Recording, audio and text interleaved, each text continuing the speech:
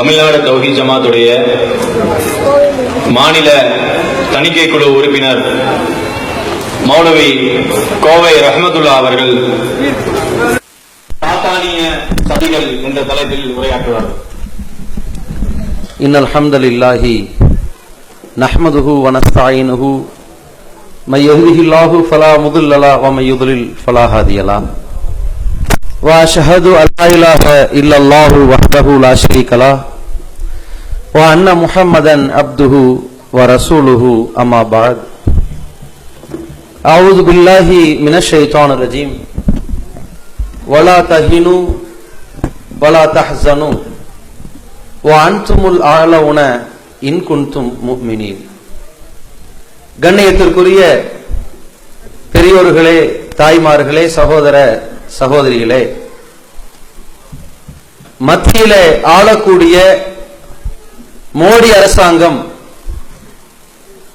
முஸ்லிம் சமுதாய மக்களிடத்தில் இருக்கின்ற 4 தனியார் சட்டங்களை பறித்து பொது சிவில் சட்டம் என்ற ஒன்றை திணிக்கப் போவதாக கடந்த சில தினங்களுக்கு முன்னால் அறிவிக்கப்பட்டது. அந்த அறிவிப்பை தொடர்ந்து இந்தியா முழுவதும் இஸ்லாமிய மக்கள் ஒவ்வொரு மாநிலத்திலும் இந்த பொது சிவில் சட்டம் ஒட்டுமொத்த இந்திய மக்களுக்கு, குறிப்பாக பெண்களுக்கு எவ்வளவு பெரிய பாதிப்பாக இருக்கக்கூடியது, பாதிப்பை தரக்கூடியது என்பதை பற்றியும், இஸ்லாமியர்களுக்கு என்று இருக்கின்ற அந்த தனியார் சட்டங்கள் எவ்வளவு பாதுகாப்பானது என்பதை பற்றியும் விளக்கி சொல்லிக் கொண்டிருக்கின்ற வரிசையிலே இங்கே தௌஹீத் ஜமாத்தினுடைய கர்நாடக மண்டலம் சார்பாக இந்த பொது சிவில் சட்ட எதிர்ப்பு கண்டன பொதுக்கூட்டத்திலே நாம் எல்லாம் ஒன்று குழுமி இருக்கிறோம். இந்த கூட்டத்தினுடைய காட்சியே பொது சிவில் சட்ட எதிர்ப்பிற்கான இந்த மக்களுடைய இந்த காட்சி மத்திய அரசிற்கு மிகப்பெரிய ஒரு சாட்சியாக இருக்கிறதை நீங்கள் பார்க்கலாம். எந்த பெண்களுக்கு, எந்த இஸ்லாமிய பெண்களுக்கு பாதிப்பு தருவதாக ஒரு போலி தோற்றத்தை ஏற்படுத்தி பாஜக அரசு பொது சிவில் சட்டத்தை முஸ்லிம்களிடத்திலே திணிக்கப் போவதாக பேசிக் கொண்டிருக்கிறார்களோ, அந்த பொது சிவில் சட்டம்தான் எங்களுக்கு தேவையில்லை, அது எங்களை பாதிக்கக்கூடியது என்பதை உணர்ந்து ஆண்களை விட அதிகமாக பெண்கள் இந்த கூட்டத்திலே மிக முன்னதாக வந்து கலந்து கொண்டு இந்த பாஜக அரசிற்கு சாவுமணி அடித்திருக்கிறதை நீங்கள் பார்க்கலாம். இந்த அவையிலே சில தகவல்களை நாம் குறிப்பிட விரும்புகிறோம். தொடர்ச்சியாக பாஜக அரசு ஆட்சி கட்டிலில் ஏறியதிலிருந்து சிறுபான்மை மக்களுக்கு எதிரான பல்வேறு சதிகளை செய்து வருகிறார்கள். அந்த சதிகளிலே இப்பொழுது புதிதாக பொது சிவில் சட்டத்தை புகுத்தப் போவதாக பேசுகிறார்கள். அது என்ன பொது சிவில் சட்டம் என்பதை நீங்கள் ஒரு சில விளக்கங்களோடு புரிந்து கொள்ள வேண்டும். நம்ம நாட்டில் முக்கியமான 2 சட்டங்கள் இருக்கின்றது. ஒன்று கிரிமினல் சட்டம், மற்றொன்று சிவில் சட்டம். கிரிமினல் என்ன? ஒருவனுடைய உயிர் பறிக்கப்படுகிறது, ஒருவனுடைய உடைமை பறிக்கப்படுகிறது, ஒருவனுடைய மான மரியாதை பங்கப்படுத்தப்படுகிறது. அந்த பிரச்சனையை நீதிமன்றம் விசாரித்து தண்டனை வழங்குகிறது. இவையெல்லாம் கிரிமினல் குற்றங்கள். அது இந்தியாவில் எல்லா மதத்தவர்களுக்கும், எல்லா மொழிக்காரர்களுக்கும், எல்லா மாநிலத்தை சார்ந்தவர்களுக்கும் பொது. அதுல கூட நாகாலாந்து போன்ற மாநிலங்கள் எல்லாம் பொது இல்லை. அதிகமான மாநிலங்கள்ல பொதுவாகத்தான் இருக்கிறது. அது என்ன கிரிமினல் குற்றம்னா என்ன? சில உதாரணத்துல நீங்க புரிஞ்சுக்கலாம். இப்ப இந்தியா முழுக்க மக்கள் கடுமையான கொந்தளிப்பு இருக்கிறார்கள். 500, 1000 ரூபாய் நோட்டை தடை செய்த உடனேயே அந்த கொந்தளிப்பை வெளிப்படுத்துவதற்கு என்னடா செய்யலாம் என்று காத்துக் கொண்டிருக்கிற நேரத்தில் உயிருக்கு பயந்து மோடி ஜப்பானுக்கு ஓடி போயிட்டார். இப்ப மக்களே, என்னுடைய பொண்டாட்டியை விட்டிருக்கிறேன், பிள்ளைய விட்டிருக்கிறேன், உங்களுக்காக வேணா எதை கூட இழக்க தயாரா இருக்கிறேன்னு சொல்லி இருக்கிறார். இவன் கிடைச்சான்னா முதல்ல எல்லாரும் சேர்ந்து கொலை பண்ணிடுவாங்க. நரேந்திர மோடி கொலை பண்ணிடுவாங்க. இப்படி கொலை செஞ்சா அது என்ன? கிரிமினல் குற்றம். கிரிமினல் என்ன தெரியும் உங்களுக்கு? ஒரு உதாரணம் சொல்றேன். இப்படி எல்லாரும் கூட அட பாவி, அட அயோக்கிய பயல, கார்பரேட் காரைகள் எல்லாம் முன்னாடியே சொல்லி உஷார் பண்ணிட்டு எங்களுடைய அடி வயித்துல கைய வச்சிருக்கான்னு செருப்புல அடிச்சே கொலை பண்ணிட்டாங்க. இது கிரிமினல் குற்றம். சரி, அருண்ஜேட்லி அமித்ஷா வந்துகிட்டு இருக்கிறாங்க. இந்த நேரம் பார்த்து இவன் கடக்கிற குப்பை அப்படின்னு போய் எங்களுடைய பொருளாதாரத்தை, எங்க அக்கௌண்ட்ல இருக்கிற பொருளாதாரத்தை நாங்க எடுக்க முடியாதா? எங்கள்கிட்ட இருக்கிற காசு செல்லாதா? அப்ப நாங்க இவ்வளவு நாள் கஷ்டப்பட்டு சேர்த்த காசுக்கு என்ன மரியாதை என்று மக்கள் கொஞ்சம் ஆவேசப்பட்டு இப்ப டெல்லியில பண்ண மாதிரி என்ன பண்றாங்க, வேக வேகமா ஒரு ஏடிஎம்ல போய் பணத்தை அப்படி அள்ளிக்கிட்டு வரான்னு வைங்க. இதுக்கு பேர் கிரிமினல் குற்றம். ஏன்னா உடைமை பறிக்கப்படுது இல்லையா, இது கிரிமினல் குற்றம். இது நடக்கும், அது ஒரு விஷயம். கிரிமினல் குற்றம்னா என்னன்னு ஒரு உதாரணம் சொல்றேன். இப்ப நம்ம முஸ்லிம் சமுதாயத்தவர்கள் 2 குழந்தைக்கு மேல பெற்றுக்க கூடாது. ஹமேசோ ராம் கா பச்சா யாரு ஒருத்தி பேசுறா, பிராக்சின் ஒருத்தி பேசுறா, கூட ஸ்மிருதி இரானி, இந்த குரூப்ல என்ன பேசுறது? ஹமேசோ ராம் கா பச்சா. நாமெல்லாம் யாரு? ராமனுடைய பிள்ளைகள். முசல்மான் சோ ஹராம் கா பச்சா. முஸ்லிம்கள் தான் தவறான வழியில் பிறந்தவர்கள் சொல்றான். இதை கேட்டு ஒரு மான மரியாதை உள்ள ஒரு முஸ்லிம் ஆண் பெண் என்ன பண்றாங்க, திடீர்னு பெங்களூருக்கு ஸ்மிருதி இரானி, பிராக்சி, சுஷ்மா ஸ்வராஜ் வரும்போது செருப்பு கட்டி அடிக்கிறாங்கன்னு வைங்க. இது ஒரு கிரிமினல் குற்றம். இது அவமானப்படுத்துறது தானே. இதெல்லாம் கிரிமினல் குற்றத்துக்கான ஒரு சாம்பிள். அது மாதிரி இதெல்லாம் அரசாங்கம் பார்த்துக் கொள்ளும், காவல்துறை தலையிடும், கைது செய்யும், நீதிமன்றங்கள் தலையிட்டு தண்டனை வாங்கி தரும் வைங்க. சிவில்ங்கிறது இதெல்லாம் கிடையாது. சிவில்னா என்ன? நம்முடைய திருமணம், நம்முடைய பலதார மனம், ஆண் தரப்பு விவாகரத்து, பெண் தரப்பு விவாகரத்து, அந்த பெண்ணை ஆண் விவாகரத்து செய்தால் கொடுக்க வேண்டிய ஜீவன அம்சம், அதே மாதிரி இந்த ஆணனுடைய சொத்தை பிரித்து கொடுக்கிற சொத்துரிமைகள், இதெல்லாம் கோர்ட்டு தலையிடாது. அவரவர் அவங்க மதத்தின் அடிப்படையில் எவ்வளவு பங்கு கொடுக்கப்பட்டிருக்குதோ, என்ன மாதிரி திருமண முறை இருக்குதோ அப்படி செய்து கொள்ளலாம். இது தனியார் சட்டம், இதான் சிவில் சட்டம். இதுல யாருக்கு எந்த பாதிப்பும் கிடையாது. இப்ப இந்துக்கள் உதாரணத்திற்கு மஞ்சள் கலர்ல தாலி கட்டுறாங்க, இன்னையில இருந்து சிகப்பு கலர்ல தாலி கட்ட போறேன்னு சொன்ன நமக்கெல்லாம் ரொம்ப வைத்திருச்சல் வருமா? ஐயோ அப்படிமா? கிடையாது, அவங்க இஷ்டம். நீ கட்டின என்ன, கட்டாடி நமக்கு என்ன அப்படின்னு போய்கிட்டே இருப்போம். இது சிவில். அவரவர் சமுதாயத்துக்கு ஏற்ற மாதிரி இருக்கிறார்கள். அந்த மாதிரி இந்தியாவிலே 300 தனியார் சட்டங்கள் இருக்கின்றது. அந்த 300 தனியார் சட்டங்களில் 292 தனியார் சட்டங்கள் இந்து மக்களுக்கு கொடுக்கப்பட்டு விட்டது. 4 தனியார் சட்டங்கள் முஸ்லிம்களுக்கு இருக்கு, 4 தனியார் சட்டங்கள் கிறிஸ்தவர்களுக்கு இருக்குது. இப்ப மத்திய அரசாங்கம் பறிக்க துடிக்கிறது எதை தெரியுமா? அந்த 292 கிடையாது. அது என்ன 292? ஒரு செத்த பிணத்தை ஒரு முஸ்லிமோ ஒரு கிறிஸ்தவோ சாப்பிட மாட்டான், எந்த மனுஷனும் சாப்பிட மாட்டான், சாப்பிடக்கூடாது. ஆனால் அகோரி சாமியார்கள் சாப்பிடலாம். இது இந்து மத தனியார் சட்டம். சரிங்களா? ஒரு முஸ்லிம் ஹசரத்தோ அல்லது ஒரு கிறிஸ்தவத்துல ஒரு பாதிரியாரோ ரோட்ல நிர்வாணமா டிரெஸ் இல்லாம போலாமா? போகக்கூடாது. ஆனா இந்து மத சாமியார்கள் அமனக்கட்டையா போலாம், நிர்வாண சாமியார்கள். இது அவங்க தனியார் சட்டத்தில் இருக்கு. அந்த மாதிரி இந்துக்களுக்கு என்று 292 தனியார் சட்டங்கள் கிடைக்கிறது. அதுல கை வைக்கல இந்த அரசாங்கம். எதுல கை வைக்கிறான்? மதுவை பயன்படுத்தக்கூடாது. சில கடவுளுக்கு பாட்டிலாக நேர்ச்சையாக அந்த மதுவை உடைத்து அங்கே ஊத்தலாம் அந்த கோயில்ல போய். அது அவங்க தனியார் சட்டத்தில் இருக்கு. இப்படி அவங்க நம்பிக்கை வைத்திருக்கிறார்கள். அந்த மாதிரியான நம்பிக்கையின் பெயரால் ஒரு பச்சிலம் குழந்தைகளை, சிறுமிகளை படுகொலை செய்யக்கூடாது. மாச கணக்கில் விரதம் இருக்க வைத்து, தொடர்ச்சியாக பட்டினி இருக்க வைத்து ஒரு பெண் சிறுமியை கொலை செய்து விட்டார்கள்.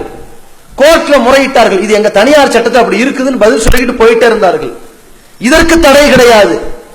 எதற்கு தடையா? நம்ம நாட்டில் முஸ்லிம்கள் திருமணம் செய்கிறார்கள், விவாகரத்து செய்கிறார்கள், ஆண் தரப்பில் செய்கிறார்கள், பெண் தரப்பில் செய்து கொள்கிறார்கள், சொத்துரிமையை அமைத்துக் கொள்கிறார்கள். இதற்கு தடை என்று பேசுகிறார்கள்.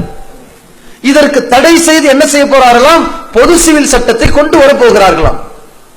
இந்த இடத்தில் ஒன்றை புரிந்து கொள்ள வேண்டும். பொது சிவில் சட்டம் வந்தால் எவ்வளவு பெரிய டேஞ்சரானது என்பதை தெரிந்து கொள்வதற்கு முன்னதாக இவர்கள் நம்மிடத்தில் பொது சிவில் சட்டத்தை திணிப்பதற்கு சொல்லுகிற காரணம் என்ன தெரியுமா? முஸ்லிம் பெண்கள் பாதிக்கப்படுகிறார்கள், நாமெல்லாம் பாதிக்கப்படுகிறோமாம். போலி தோட்டத்தை உண்டாக்க பார்க்கிறார்கள், முஸ்லிம் சமுதாய பெண்கள் பாதிக்கப்படுகிறார்கள் என்று பொய்யான கருத்தை திணிக்கிறார்கள். இஸ்லாத்தில் பெண் உரிமையே வழங்கப்படவில்லை, அவர்களுக்கு சுதந்திரம் இல்லை என்று சொல்லி ஒரு தவறான தோற்றத்தை ஏற்படுத்தக்கூடிய இந்த கூட்டம் யார்? இந்த பாஜக பார்ப்பனிய கூட்டம் யார்?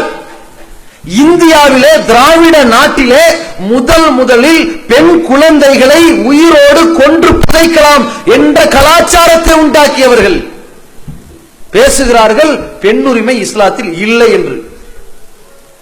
இவர்கள்தான் இந்த நாட்டிலே பெண்களுக்கு மறுமண திட்டம் கிடையாது என்று சொன்னவர்கள்.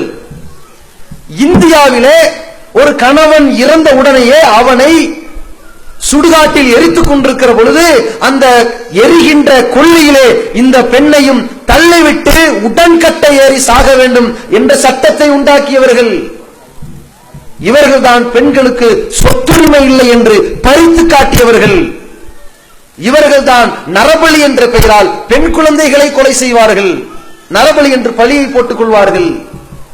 இப்படி முழுக்க பெண்களுக்கு எதிரான கொடுமைகளையே கலாச்சாரமாக வைத்துக் கொண்டு நம்மை பார்த்து பேசுகிறார்கள் இஸ்லாத்தில் பெண் உரிமை பறிக்கப்பட்டதாக. திடீரென்று முஸ்லிம் பெண்கள் மீது ஒரு அக்கறை வந்து விட்டது. குஜராத்திலே 3000க்கு அதிகமான ஆண்களையும் பெண்களையும் முஸ்லிம்களை கொலை செய்த பொழுது அங்கே கொல்லப்பட்ட முஸ்லிம் பெண்கள் மீது கவலைப்படாத இந்த கூட்டம் கௌசல்பானி என்கின்ற பெண்மணி கர்ப்பிணியாக இருக்கின்றால் எரிகின்ற கொள்ளிக்கட்டை எடுத்து அடிவயிற்றிலே சொருகி படுகொலை செய்த பொழுது அந்த பெண்ணுடைய வாழ்க்கையை பற்றி கவலைப்படாத கண்ணீர் வடிக்காத இந்த கூட்டம்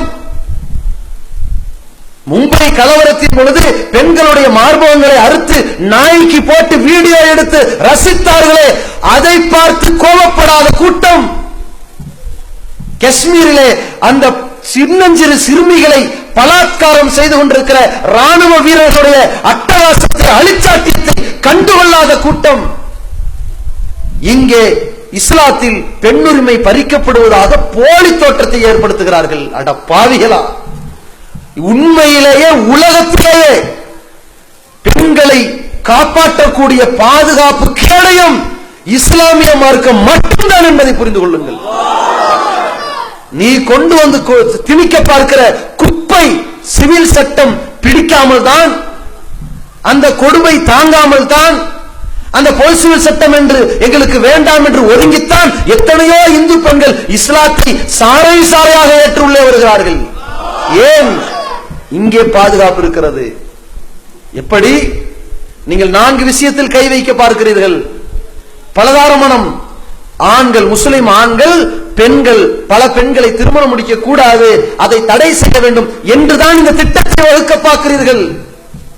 நாங்கள் ஏன் அந்த திட்டத்தை வைத்திருக்கிறோம்? இஸ்லாம் அதை அனுமதித்திருக்கிறது என்றால், ஒரு கட்டத்தில் ஒரு ஆணுக்கு இன்னொரு பெண் தேவை என்றால், ஒரு மனத்தோடு வாழ்ந்து கொண்டிருக்கிறான், ஒரு பெண்ணோடு வாழ்ந்து கொண்டிருக்கிறான். இந்து மத வேதங்களிலும் பலதார மனம் இருக்கிறது, கிறிஸ்துவ வேதங்களிலும் இருக்கிறது. இஸ்லாத்தில் அல்லாஹ் சொல்லித் தருகின்றான், பல மனைவிமார்களை வைத்து உன்னால் நீதி செலுத்த முடிவதற்கு பயந்தால், உனக்கு நீதி செலுத்த இயலாது என்று நீ யோசித்தால் ஃபவாஹிதத்தன், ஒரு கல்யாணத்தோடு நிப்பாட்டிக்க என்று, ஒரு திருமணத்தை மட்டும் செய்து கொள் என்று சொல்லிக் கொடுத்திருக்கிற மார்க்கம் உலகத்திலே இஸ்லாம் மட்டும் தான். அதை புரிஞ்சுக்குங்க.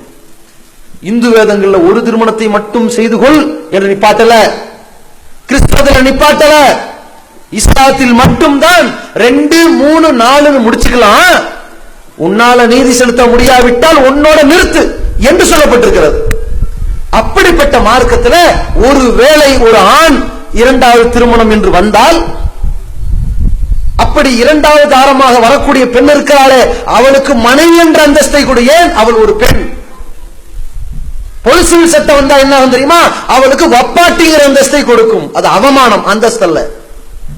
இஸ்லாமிய சட்டம் இருந்தால் இரண்டாவது வரக்கூடிய பெண்ணுக்கு மனைவிங்கிற அந்தஸ்து, அந்த குழந்தைகள் இந்த ஆணுக்கும் இந்த மனைவிக்கும் பிறந்த குழந்தைகள் என்கிற கண்ணியம், அந்த பெண் இவருடைய மனைவி என்கிற ஒரு சமூக பாதுகாப்பு இஸ்லாத்தில் கிடைக்கும்.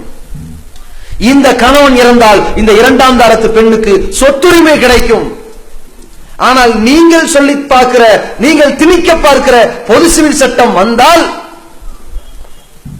ஒரு ஆண் ஒரு பெண்ணை திருமணம் முடித்துக் கொள்ள வேண்டுமா? ஒருவேளை அவன் இரண்டாவது பெண் பக்கம் நாடினால், ஆசைப்பட்டால் அவளை கல்யாணம் பண்ணக்கூடாது, செட்டப்பா வைத்துக் கொள்ள வேண்டும். அவமானப்படுத்தி அவளுக்கு ஒரு வைப்பாட்டி என்ற நிலை ஏற்படுத்தி, இது பெரிய வீடு அது சின்ன வீடு அப்படி வச்சுக்குவான். ஏரியாவில பாதுகாப்பா இருக்கும், இவளே ஒரு விபச்சாரி என்று நினைத்து அந்த பெண்ணை தவறாக பயன்படுத்த பார்ப்பார்கள். சமுதாயத்தின் பாதுகாப்பு கிடைக்காது, யாரும் அவளை மதிக்க மாட்டார்கள். இந்த ரெண்டு பேருக்கும் பிறந்த குழந்தைகளை யாராவது மதிப்பார்களா? விபச்சார சந்ததிகள் என்று பேசுவார்கள். அந்த கணவன் இறந்தால் இந்த பெண்ணுக்கு சொத்துரிமை கிடைக்குமா? கிடைக்காது. அப்ப இன்றைக்கு இரண்டாம் தரமாக வரக்கூடிய பெண் பெண்ணே இல்லை என்று அந்த உரிமையை பறிக்க நினைக்கிறீர்களே, நசுக்க பார்க்கிறீர்களே. இங்கே இஸ்லாத்தில் பாதுகாப்பு இருக்கிறது, பொது சிவில் சட்டத்தில் பாதிப்பு இருக்கிறது. அது எங்களுக்கு தேவையா? அதான் எங்களுக்கு வேணுமா? கேட்டா ஒருவனுக்கு ஒருத்தி, அதுவல்லவா பாரம்பரியம் அப்படிங்கிறான். அடே மடைகளா, ஒருத்திக்கு ஒருவன், இதான் பாரம்பரியம். ஒரு பொம்பளை ஒரு புருஷனோ வச்சிருக்கணும், இதான் பாரம்பரியம், ஒழுக்கம். ஒருத்தனுக்கு ஒருத்தி போதுங்கிற சில நேரத்தில் சில சூழ்நிலைகள் ரெண்டை தேர்ந்தெடுத்தால் மானம் போகாது. ஆனால் ஒருத்தி சில கட்டத்தில் ரெண்டு புருஷனை வச்சா அவமானம் தான் மிஞ்சும். இத உலகத்துக்கு சொல்லிக் கொடுப்பாங்கன்னு பார்த்தா இந்த கூறு கட்டவங்க பலதார மனத்தை பறிச்சு இரண்டாம் தாரமாக வருகிற எல்லா பெண்களையும் அவமானப்படுத்துகிற சட்டத்தை திணிக்க பார்க்கிறார்கள். விவாகரத்துக்கு வருவோம், இதை வச்சுதான் பெருசா பூச்சாண்டி காட்டினார்கள். மக்களே தலாக் தலாக் தலாக் என்கிறார்கள். தொலைபேசியில் தலாக், SMS-இல் தலாக், இமெயிலில் தலாக், தபாலில் தலாக். என்னடா இது? 3 தலாக் சொல்லிவிட்டால் கணவன் மனைவி உறவு அத்தோடு முறிந்து விட்டது.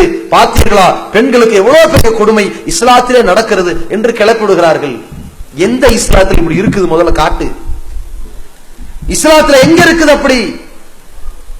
அல்லாஹ்வுடைய தூதர் அவர்களுக்கு இஸ்லாம் அழகான ஒரு வழிகாட்டுதலை அல்லாஹ் இறக்கி அருளி இருக்கிறான். எப்படி அருளி இருக்கிறான்? முதலில் கணவன் மனைவி வாழ்ந்து கொண்டிருக்கிற பொழுது ஒரு பிரச்சனை வருகிறது. அது எல்லா குடும்பத்திலும் வரும். வீட்டுக்கு வீடு வாசப்படி வரத்தான் செய்யும். எல்லா குடும்பம் நடத்துறவனுக்கு பிரச்சனை வரும். பொண்டாட்டி பிள்ளைய கவனிக்கிறவனுக்கு பிரச்சனைனா என்னன்னு தெரியும். கட்டின பொண்டாட்டிய 30 வருஷம் விட்டுட்டு ஊடு சுத்துறவனுக்கு பரதேசிகளுக்கு எல்லாம் தெரியாது. இப்ப நம்ம மோடி அவர் பரதேசி மாதிரி நாடு நாடா சுத்துறாரு, அவருக்கு எப்படி பொண்டாட்டினுடைய நிலைமை தெரியும்? தெரியாது. குடும்பம் நடத்துறவனுக்கு தான் தெரியும். அவ பிரச்சனை வரும். வந்தா என்ன? இஸ்லாம் எடுத்தெடுப்புல தலாக் விடுறான்னு சொல்லலையே. முதல்ல பேசி பாருங்க, முடியல திருத்துறதுக்கு முயற்சி பண்ணுங்க, படுக்கையை பிரித்து கொள்ளுங்கள். அப்பவும் திருந்தின பாடில்லை, ஒரு கட்டம் தாண்டுது. சரி என்ன செய்யலாம்? ஜமாத்தோட பேசி பார்ப்போம். அதுக்கு முன்னாடி வீட்டுல உள்ள குடும்பத்தவர்களை வச்சு பேசி பார்ப்போம். சரி வீட்டுல குடும்பத்தவர்களை வச்சு பேசி பார்க்கறாங்க, அப்பவும் பிரச்சனை முடியல. ஜமாத்துக்கு வா, ஜமாத்துல பேசுற. சரி என்ன செய்யலாம் இருக்க? நான் விவாகரத்து செய்யலாம் இருக்கிறேன். கணவன் மனைவி விவாகரத்து செய்யறார், தலாக் அப்படின்ட்டார். இது 1. 3 மாதவிடாய் காலம், 3 மாத காலம் இவனுடைய கட்டுப்பாட்டில் அந்த பெண் இருக்கலாம். அவள் இருக்கும் பொழுது இவனுக்கு அந்த திருமண உறவு முறியல, கணவன் மனைவி உறவு முறியல. இந்த 3 மாதத்திற்குள் நீ சேர்த்து கொண்டால் சேர்த்துக்க, பிரித்தால் பிரிஞ்சிரு. உனக்கு டைம் இப்ப 3 மாசம், கவனமா இருந்துக்க. இவன் என்ன பண்ணிட்டான்? ஒரு 2.5 மாசத்துல இல்லைங்க நான் அவசரப்பட்டேன், அம்மா பேச்ச கேட்டான், அக்கா பேச்ச கேட்டான், பக்கத்து வீட்டுக்காரன் பேச்ச கேட்டான், சேர்ந்துட்டான். இவனுக்கு ஒரு சான்ஸ் மிஸ். இப்ப வாழ்க்கை ஸ்டார்ட் ஆயிருச்சு. ஒரு 5-6 வருஷம் நல்லா தான் ஓடுச்சு. அப்புறம் திடீர்னு பழைய குருடி கதவு ரெடி மாதிரி பிரச்சனை ஆரம்பிச்சிருச்சு. அப்ப கோவப்பட்டு ஜமாத்துல வைக்கும்போது தலாக்குண்டான். இப்போ உனக்கு ஒரு 3 மாசம் டைம், முடிஞ்சா சேர்ந்துக்க, இல்லாட்டி கண்ணியமான முறையில் பிரியணும். இப்ப என்ன பண்றான்? அப்ப ஒரு 1.5 மாசத்திலேயே இல்லைங்க இப்பவும் நான் தப்பு பண்ணிட்டேங்க, அவசரப்பட்டேங்க, சேர்ந்துக்க. இப்ப இன்னும் நல்லா வாழ்ந்துட்டான். ஒரு 10 வருஷம் கழிச்சு ஒரு பெரிய பிரச்சனை, வேற வழியே இல்ல, ஜமாத்துல கொண்டு நான் தலா கூட போறேன். அப்ப ஜமாத்து பிடிக்க நிப்பாட்டு. ஃபர்ஸ்ட் 2 வாட்டி தலாக்கு சொன்ன, உனக்கு 3 மாசம் டைம் இருந்துச்சு, சேர்ந்துக்க வாய்ப்பு இருந்துச்சு. இப்ப நீ தலாக்கு சொன்ன, முடிஞ்சு போச்சு, எந்த டைமும் இல்ல. அதுக்கப்புறம் உன் மனைவிய வேற ஒருத்தன் கல்யாணம் பண்ணி பிரிஞ்ச பிறகுதான் நீ கட்ட வேண்டி வரும். என்ன சொல்ல போற? ஓ அப்படி இருக்குதோ, அப்ப கொஞ்சம் அமைதியா இருந்துவோம் என்று குறைப்பதற்காக, என்று கணவன் மனைவியை சேர்த்து வைப்பதற்காக ஒரு எச்சரிக்கை மணி. அதான் 3வது. இவ்வளவு லகான் கொடுத்ததுனால நபிகள் பெருமானா ஸல்லல்லாஹு அலைஹி வஸல்லம் ஒரு காலகட்டத்தில் எத்தனை தலாக் பிரச்சனை வந்து காட்டுங்க பார்ப்போம். மக்கா மதினா வல்லரசு நாட்டின் அதிபதி அல்லாஹ்வின் தூதரின் முன்னிலையில அதிகப்படியாக வந்திருக்கும் 10, ஒரு 15, எவ்வளவுதான். இதுதான் நடக்கும். அவ்வளவு கண்ணியமான முறையில, இவ்வளவு பாதுகாப்பான முறையில கணவன் மனைவி உறவை இறுக்கமாக வைப்பதற்கு இந்த தலாக் சட்டம் இருக்கிறது ஆண்களுக்கு. இதை சில பேர் மிஸ்யூஸ் பண்ணிருக்கான். 3 தலாக்கு ஒரே டைம்ல சொன்னா முடிஞ்சதுதாங்கிறான். அவனை கூட்டிட்டு வந்து தலையில 2 தட்டு தட்டி நீ உளறி கொண்டிருக்கிறாய், இஸ்லாத்தில் இல்லை இப்படின்னு புரிய வைங்க. கோர்ட்ல இப்படி பதில் சொல்லிட்டாங்க பாருங்க, நல்லா யோசிச்சு பாருங்க. திருக்குரானையும் நபிகளாருடைய வழிகாட்டுதலை விட்டுட்டு யார் தவறான மார்க்கத்தை பிற்காலத்தில் எடுத்துக்கொள்கிறார்களோ கண்ட நாயெல்லாம் நமக்கு வந்து அறிவுரை சொல்ல வேண்டியதாகி போச்சு. இது தேவையா? இந்த முத்தலாக்குங்கிற தவறான ஒரு வழிபாடு நமக்கு தேவையா? எங்கிருந்தோ உண்டாக்கி வந்ததுனால சத்திய இஸ்லாத்தில் அது இல்ல. அல்லாஹ்வுடைய தூதர் அவர்களிடத்துல அப்படி ஒரு வழிமுறையே கிடையாது. அப்படி இருக்கும்போது அழகான சட்டம், ஆண்களுக்கு பெண்ணை விவாகரத்து செய்கிற சட்டம் இருக்கிறது, பெண்ணுக்கு ஆணை விவாகரத்து செய்கிற சட்டம் இருக்கிறது. ஆணுக்காவது 3 மாசத்தை நினைவு அவசரக்காரனா இருக்கான். ஒரு பெண்ணை பொறுத்த வரைக்கும் இஸ்லாம் நீ குலா விடலாம், பெண் தரப்பு விவாகரத்து செய்யலாம் என்று 14 நூற்றாண்டுக்கு முன்னால் இந்த உரிமையை கொடுக்கிறது. வேற எங்காவது இருக்குதா? இஸ்லாம் பெண்ணுக்கு தந்திருக்கிறது. நீங்க நினைக்கலாம் அது என்ன ஆணுக்கு 3 மாசம் டைம், பெண்ணுக்கு 1 மாசம் டைம், இது அநீதி இல்லையாண்டு. சில கூறு இல்லாதவங்க அப்பப்ப கிளம்பிடுவாங்க, இது பெண்ணுக்கு ஏற்படுகிற அநீதின்னு. ஒரே மாதிரி டைம் கொடுக்கணுமா? அட மானம் கட்டவங்களா, ஆண் பெண் சமம், ஆண் பெண் சமம்னு பேசிக்கிட்டு இருக்கிற அவ்வளவு பேரும் இந்த மாதிரி பேசுவார்கள். சமமா இருக்கணும், ஆண் பெண் சமம்னு பேசுறிய, எல்லாத்திலையும் ஆண் பெண் சமம் கிடையாது. எப்படி சமமாகும்? ஒரு ஹைட் அண்ட் வெயிட் போட்டான் கால்குலேட்டர், 5 அடியா இருந்தா ஆம்பளையா இருந்தா இத்தனை கிலோ இருக்கணும், பொம்பளையா இருந்தா இத்தனை கிலோ இருக்கணும். ஆண் பெண் சமம் தானே, ஈக்குவலா இருக்குன்னு சொல்ல வேண்டியதானே. அவன் அப்படித்தான் இருக்கணும், நீ இப்படித்தான் இருக்கணும். உடல் அமைப்பு அப்படித்தான், சிந்தனை திறனும் அப்படித்தான். இப்போ பள்ளிக்கூடத்துக்கு ஆணும் வரா பெண்ணும் வரா. ஒரு வாத்தியார் வந்து டேய் எரும மாடு ஏன்டா படிக்கல அப்படின்னு கேட்டானா அது எரும மாடு மாதிரி நிப்பான். அதாவது சார் புக்கு தொலைஞ்சிரு சார், அறிவு கட்ட முண்டோ உட்காந்துரும். ஒரு பொம்பளை எந்திரி அழுக ஆரம்பிக்கும், அதோட ஸ்கூல்லே கலவரம் வந்துடும். ஏன்? இந்த பிரச்சனைகளை உள்வாங்குகிற தன்மை குறைவு. அப்ப எப்படி சமங்கிறீங்க? எந்த கூறுல சொல்லுவானா ஆண் பெண் சமம், ஆண் பெண் சமம், அது எப்படி சமமாக்குறீங்க? சில விஷயங்கள்ல பெண்ணை விட ஆண் கொஞ்சம் டாப்ல தான் இருப்பான். முடிவெடுக்கிறதுலையும் உள்வாங்கிறதுலையும் சகித்துக் கொள்றதுலையும் சண்டைகளை சந்திக்கிறதுலையும் ஆம்பளை டாப்ல இருப்பான், அங்க பெண் சமம் இல்ல. சில விஷயத்துல ஆம்பளை கீழே தான் இருப்பான், பெண்ணு தான் டாப்பா இருப்பா. 10 மாசம் குழந்தைய சுமக்கிறாள், இவன் முடியுமா? தொப்பையவே சுமக்க முடியல, எப்படி 10 மாசம் குழந்தை அவ சுமக்கிறாள், இதுல இவதான் டாப்பு. சில விஷயங்கள்ல ஆண் மேல பெண் கீழே, சில விஷயங்கள்ல பெண் மேல ஆண் கீழே. எப்படி சமம்? இந்த கூமுட்டைய பேசுறாங்க பார்த்தீர்களா, ஆணுக்கு 3 மாசம் பெண்ணுக்கு 1 மாசம், அப்படித்தான் வைக்கணும். ஏன்? ஆம்பளைக்கு 3 மாசம் டைம்ல இன்னொரு பொம்பளை கிடைப்பா, பொண்ணுக்கு நீ 3 மாசம் டைம் வச்சா அடுத்த மாப்பிள்ளை கிடைக்கிறது எப்படி? கிடைச்ச மாப்பிள்ளைக்கு லேட்டு, எப்படி கிடைப்பா? அதனால இஸ்லாம் கொஞ்சம் விரைவுபடுத்த பாக்குது, அவனுடைய மறுமண உரிமையை நல்ல முறையில் ஏற்படுத்தி கொடுக்கிறது. இது பெண்களை காப்பாற்றக்கூடியது. இதை என்ன பண்றாங்கன்னா பொது சீல் சட்டம் ஒன்றை கொண்டு வந்து 3 மாசம் ஆணுக்கு இருக்கிறதையும் 1 மாசம் பெண்ணுக்கு இருக்கிறதையும் கொண்டு வந்து 1 வருஷம் ஆக்க போறாங்களாம். தேவையா?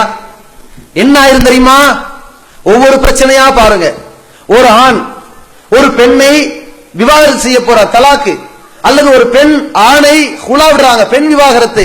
இதை ஜமாத்துல வச்சு பேச்சுவார்த்தை நடத்த போறாங்கன்னு வைங்களேன், ஜமாத்தார்கள் பேசுவார்கள். எந்த ஜமாத்தா இருந்தாலும் சரி, தௌஹீத் ஜமாத்தா இருந்தாலும் சரி, சுன்னத்து ஜமாத்தா இருந்தாலும் சரி, கூப்பிட்டு பேசும்போது 4 பேர் 5 பேர் பேசுவாங்க.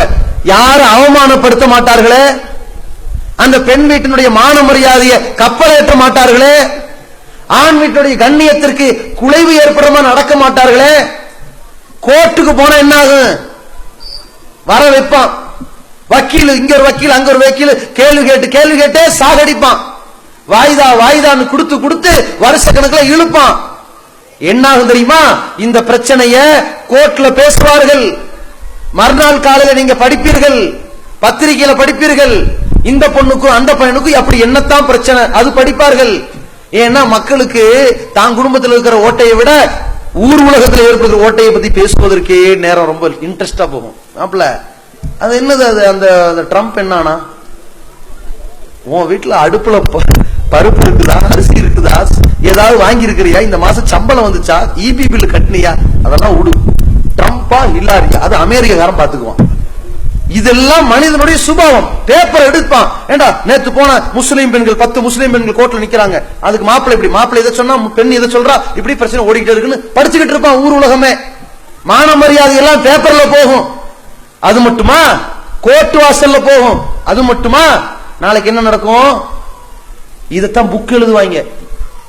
வக்கீலுக்கு படிக்க போறானே, காலங்காலமா லாயர் ஆகணும், வக்கீல் ஆகணும், அட்வொகேட் ஆகணும் வருவானே, அவனுக்கு புக் எதுங்க? எங்களிடத்தில் கடந்த 7 மாதங்களில் இந்தந்த கிராமங்களிலிருந்து இந்தந்த ஊர்களிலிருந்து இவ்வளவு வழக்கு வந்தது, அதில் இன்னென்ன பிரச்சனை ஏற்பட்டது, புருஷனுக்கு முன்னாடிக்கு மத்தியில் இத்தனை பிரச்சனை நடந்துச்சு, எல்லாம் புக்ல எழுதிட்டுவாங்க, புக் ஆக்கிடுவாங்க. அந்த புக்க மாணவர்கள் படிப்பார்கள். அந்த மாணவர்களுக்கு ஆவணமாயிரும். எது? நம்ம மான மரியாதை. நம்ம மான மரியாதைய 40-50 தலைமுறைகள் புத்தகமா போட்டு படிப்பான். தேவையாது. எங்க மான மரியாதைய ஒரு சில பிரச்சனைகளில் பள்ளிவாசலோடு 4 சுவற்றுக்குள் முடிக்க வேண்டிய விஷயத்தை ரோட்ல நிக்க வச்சு கேவலப்படுத்தி அவமானப்படுத்தி, எப்படி இப்ப எடுத்தான் பாருங்க, சொல்வதெல்லாம் உண்மைண்டு செய்யறதெல்லாம் பித்தராட்டம் நிகழ்ச்சி போட்டான். இதை எல்லா மொழியும் இறக்கிட்டான். இப்ப பல ட்ரெண்ட்ல போய் இப்ப இறங்குது. ஆனா நடத்துறவனே குடும்பம் நடத்துற வக்கீல்ல, இந்த நிகழ்ச்சியை நடத்துற நடுவர் யாரா? அவங்க எல்லாம் ஊர்ல அவ்வளவு பிரச்சனையில விவாகரத்து பிரச்சனை உட்கார்ந்துட்டு இருக்கிற ஆளு. இவ பிரச்சனையை தீக்கிறதுக்கு ஆள் பத்திலன்னு ஊர்ல இருக்கிற பிரச்சனை கொண்டு உட்கார வைத்துக் கொண்டு முதல்ல வீடியோ எடுத்துறது, யார்ட்டையும் சொல்ல மாட்டோம்னு சொல்றது, அப்புறம் என்ன பண்றது? வீடியோ லைவ் ஒளிபரப்பு பண்ணி விட்டுறது. இந்த பிரச்சனை நம்ம மான மரியாதை இப்படி ஊரெல்லாம் டிவியில போச்சுன்னு சொல்லி தற்கொலை பண்ணினார்களா இல்லையா? இதே மாதிரியான தற்கொலை முயற்சிகளும் பல உயிர் சேதங்களும் இந்த முஸ்லிம்கள்ட்ட வரணும்னு நினைக்கிறார்கள். அதுக்குத்தான் இந்த பொது சிவில் சட்டம்ங்கிற பேர்ல நம்ம ஏமாற்றி உள்ளே புகுத்த பார்க்கிறார்கள். பொது சிவில் சட்டம் வந்தா எங்க பெண்களுடைய மான மரியாதை காற்றில் பறக்க விடலாம்னு நீங்க நினைக்கிறார்களா? எங்களுடைய மான மரியாதையை கண்ணியப்படுத்துகிற, எல்லா பெண்களுடைய மான மரியாதையை காப்பாற்றுகிற ஒரு அழகான தீர்வு இஸ்லாத்துல இருக்கு.